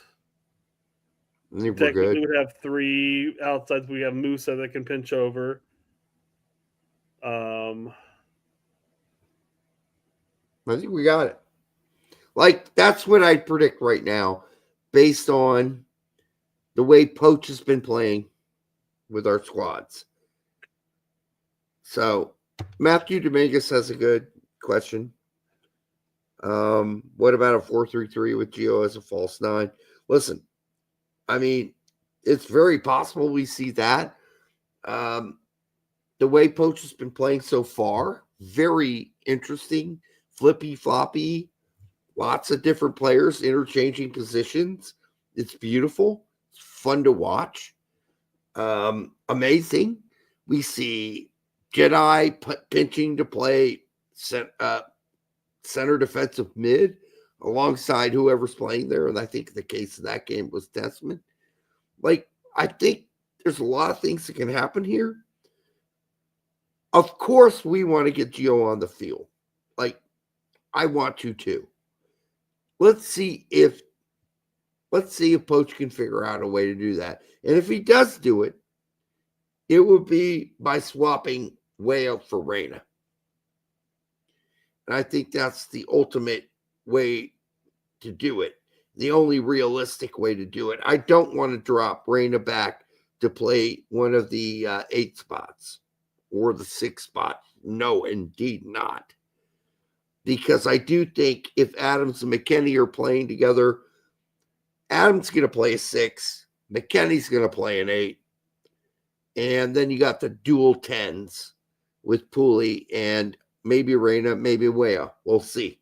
So, but I don't put it past Poach playing a 4-3-3. He loves a 4-3-3. But I think watching what he's done so far, he's got a whole way of looking at the U.S. men's national team that's like out of the box 4-3-3. Like a way out of the box for traditional 4-3-3. So we'll see. And even the 4-3-3 with a false 9, which would require one of the 3 in the mid to be an actual, second striker or a CAM, which isn't really a traditional 4-3-3 in the old school way of looking at it. you wouldn't have one of those three. That would be more of a 4-2-3-1, right? Right. These days, it's a 4-2-3-1. That is much more likely to happen with Poach than a 4-3-3. Like a traditional 4-3-3, probably not. The way you would like to see it is more in what Poach would probably set up as a 4-2-3-1, with the 1 and the 3 in the midfield, top midfield, being the second striker / CAM. Yes, I'd love to see that. Would, but we haven't seen it yet.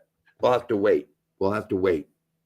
So, and then obviously another thing we had discussed as a possibility, obviously with Adams back, and the talk of Adams playing the Maloney role, whereas when we're in the attack, he pinches back as more or less a third center back, not even the third center back, but kind of a stopper, if you will. Mm-hmm.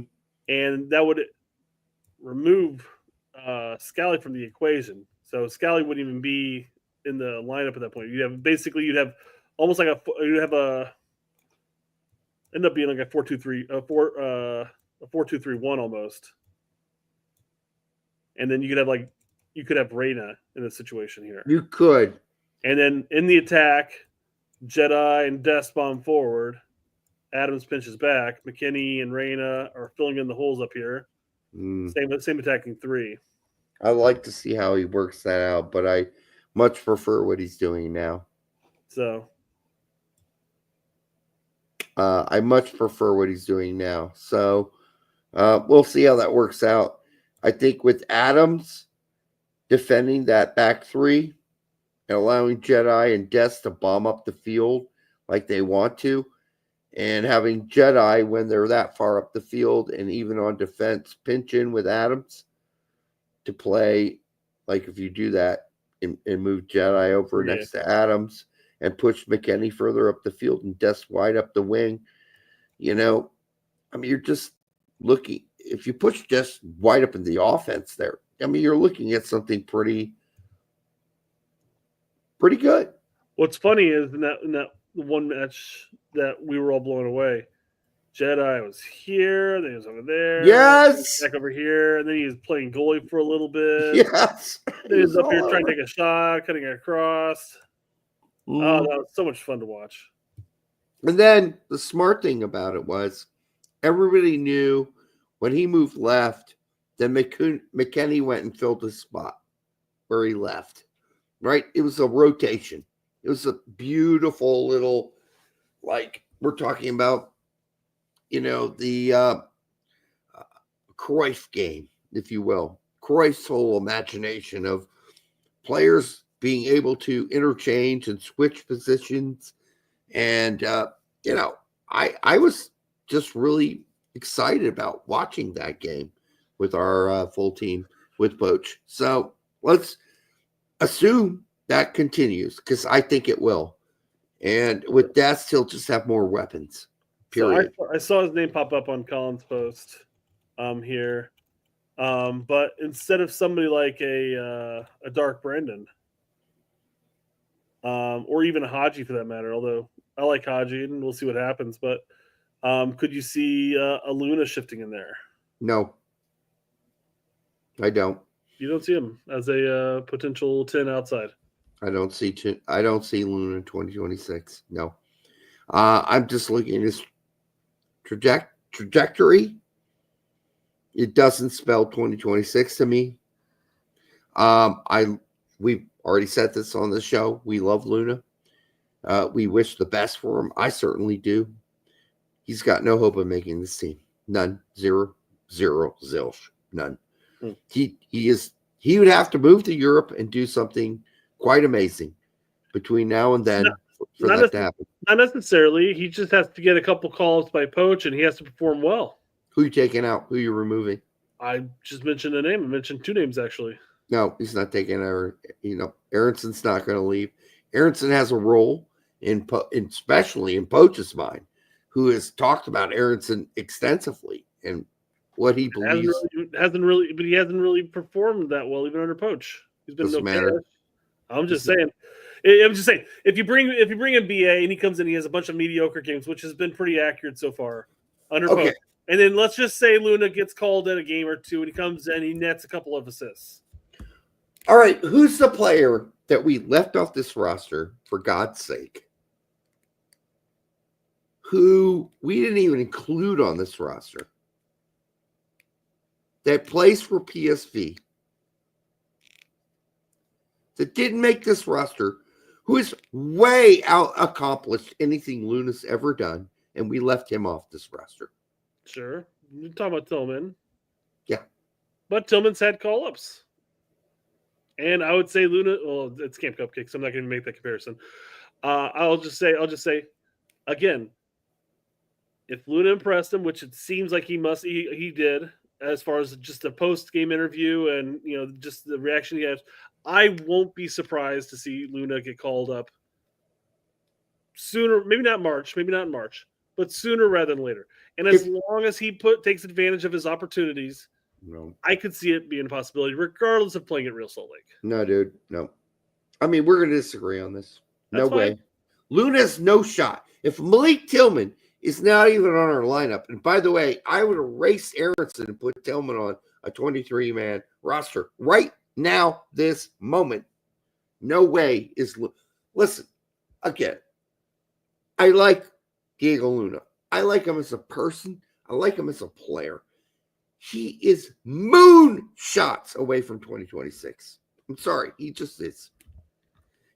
Go watch all his games at RSL this past season. He's up. He's down. He's nowhere. He needs to be in MLS kicking fucking ass. And he's not doing it on a regular basis. I'm sorry. He needs to get there. Or he needs to go to Europe and go kick some ass. One of the two. He's not got any shot at making this team. I'm telling you that out of reality, not because I don't love Diego Luna. Diego Luna's got a better shot at 2030. That's where his shot is. 2026? No. But the fact that we're having this debate and Tillman and Aronson are like, really? Aronson over Tillman? Tillman over Aronson?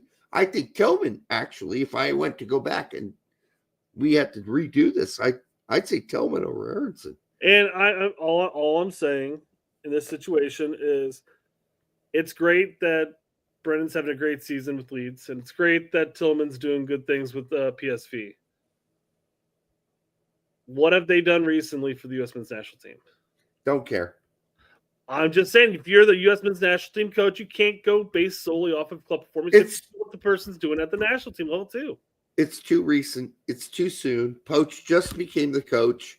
That's why we're projecting a year and a half down the road, Derek. And that's why I'm saying if Luna has an opportunity or two and takes him, I wouldn't be surprised if he gets another shot over Tillman, who hasn't done anything with his shots. I'm going to tell you this. Tillman is a much better player right now than Luna and will be for the next year or whatever it is before the World Cup. And you can disagree, and that's fine. I'm just telling you, Luna's got a long way to go. I'm not disagreeing with you, Derek. I'm not saying he's not a star in MLS. Tillman is a star in Holland. He's a star. He's not just a good player. He's not just a role player. He's one of the best fucking players in Holland. That's great. Yes. And he's shit the bed on every opportunity he's had with the national team. Agreed. We agree there. Okay. So you're saying in order to define insanity, Poach should continue calling somebody who continues to shit the bed for the national team. Okay. Under Poach, how many times has Tillman shit the bed for the national team? Once. One window, and then he wasn't called back in. I think he'd get another chance. I don't doubt that either, Derek. I think he'll get another chance in March if he's healthy. Sure, I'd fully expect actually in March. So we'll see. Again, I'm not saying that Luna's going to get called in 2026. I'm just saying all it takes is him to come in and put forth a couple of decent windows, bag an assist or two, and then you're going to be in contention against somebody or two people who just simply don't perform well for the national team at this point. If Diego Luna makes the 2026 team, I will suck my left fucking nut live on this show. If I can figure out a way to configure it, a way to do that. I might have to have some braces and some physical. You're going to have to remove a couple ribs there, Derek. I know. You can't bend that direction. Even in your most limber of ute, you couldn't have done that. It's just not going to happen. I'm just telling you now, he's more in line for 2030 if he goes to Europe and like blows somebody's assholes out. That's what he needs to do. Because being a middle of the road, pretty good player, young player in MLS ain't going to cut it. He's going to have to go off somewhere else and blow some balls off. I just don't think, like, I make a point of watching as many RSL games throughout the season. I think I watched 6 games with Luna this season in RSL. As a point, like I'm a LA Galaxy fan. I'm not going to, that's where I waste my fucking subscription on Apple TV. I watch all the LA Galaxy games. But my balls were not blown off except for like 2 of the 5-6 games. I was like, wow, Luna kicking ass. Great. Awesome. Loved it. But yeah, the other 4 games I watched, not so much. Not so much. And then I do like his balls. I do like him playing through the bloody nose, broken nose. Love all that shit. Listen, he's got a long way to go, this guy. I just believe it. I wish I were wrong. When I watched Tillman play for PSV in the Champions League, okay, hasn't that the greatest champion? He had one really good game in the Champions League. But his games for PSV as well.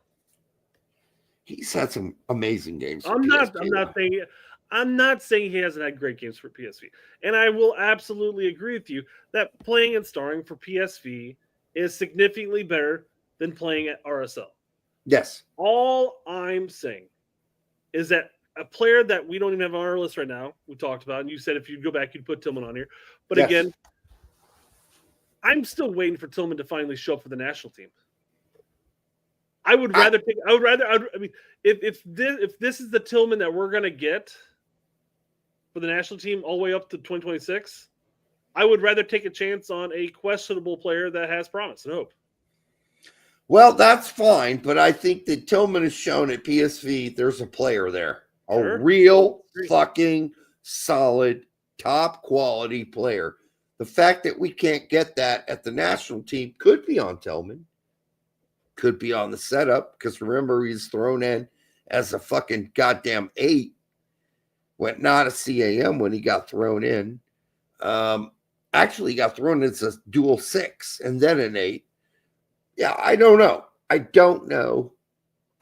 Do I agree that Tillman has not been great? Yes, but I'm not ready and willing to give up on him.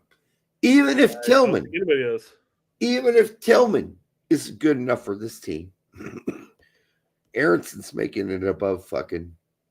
I'm just telling you, Poach will put Aronson in, but he loves fucking Aronson.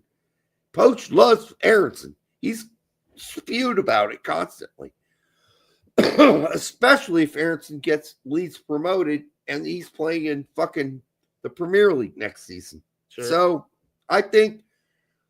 And we've talked about this long and hard about Maloney and all the players are probably going to get left out at midfield and CAM and otherwise in the midfield for the U.S. men's national team that are prospects or doing well. I think it's a battle. And I just think there's only so many spots. Sure. Somebody big will not make this team, whether it be Tillman, Aronson, Luna. Most likely not Luna. Most likely it will be Luna. And between Aronson and Tillman, I think that's the real battle we're looking at right now for 2026 about who makes this team. Because if Tillman moves to a bigger team and does some really great shit, and Aronson's wallowing in the bottom of the table at Leeds and not doing jack, Then we think- can decide. We can decide that. I think quite frankly, of this list, the one player if you had to substitute Tillman in for most likely would not be over Brendan Aronson, but it'd be over Haji Wright. Maybe, here's why I bring that point up. We have 3 strikers.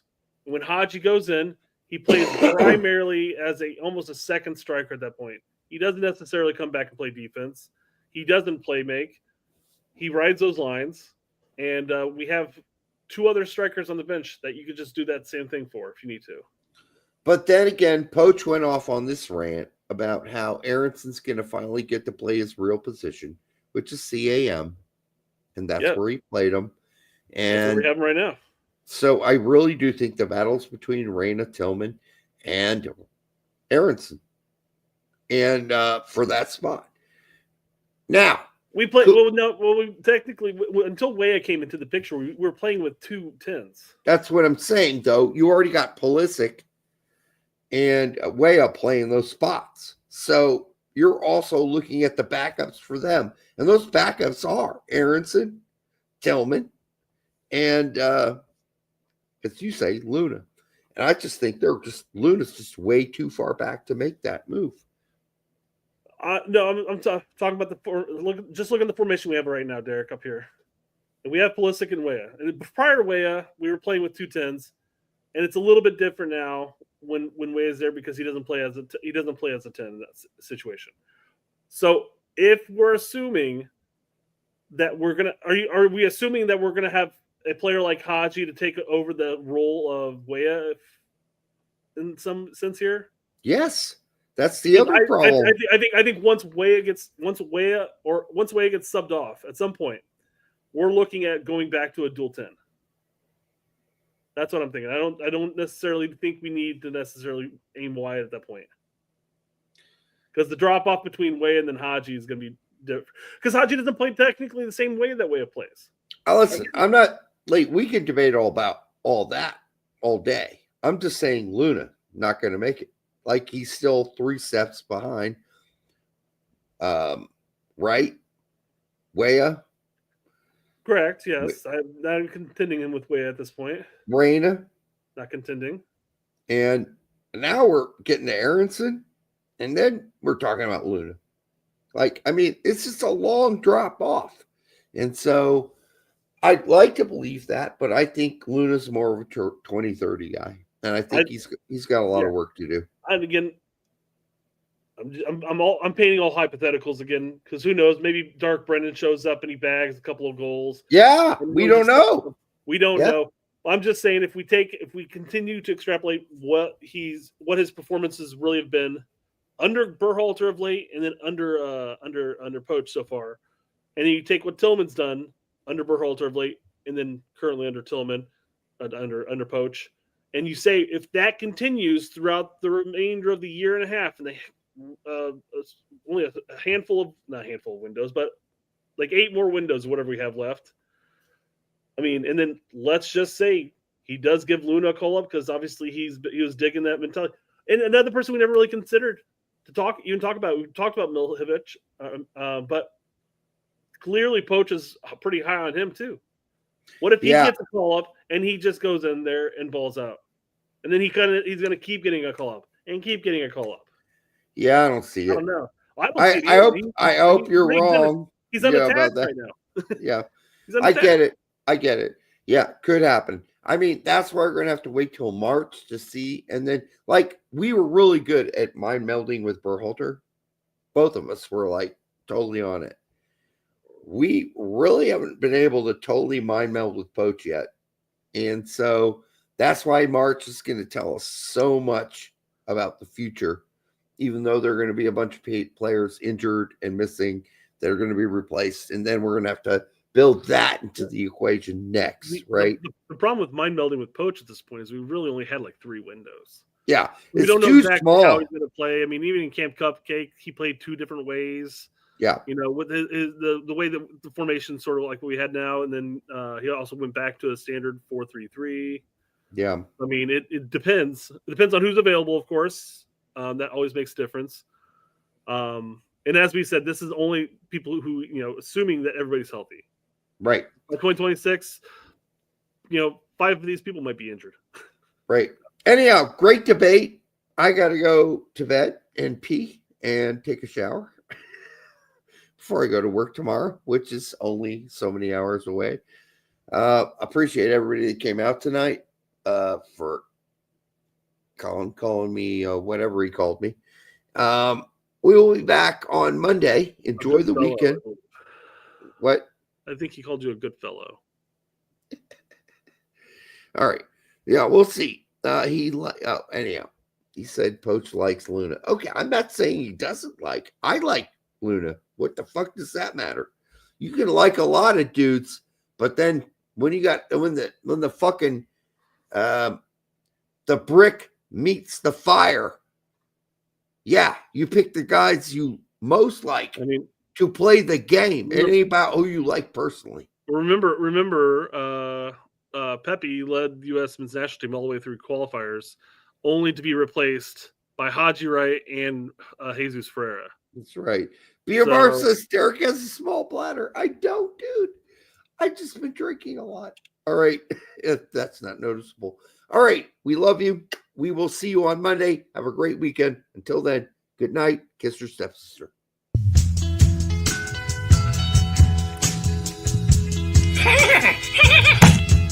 That hurt.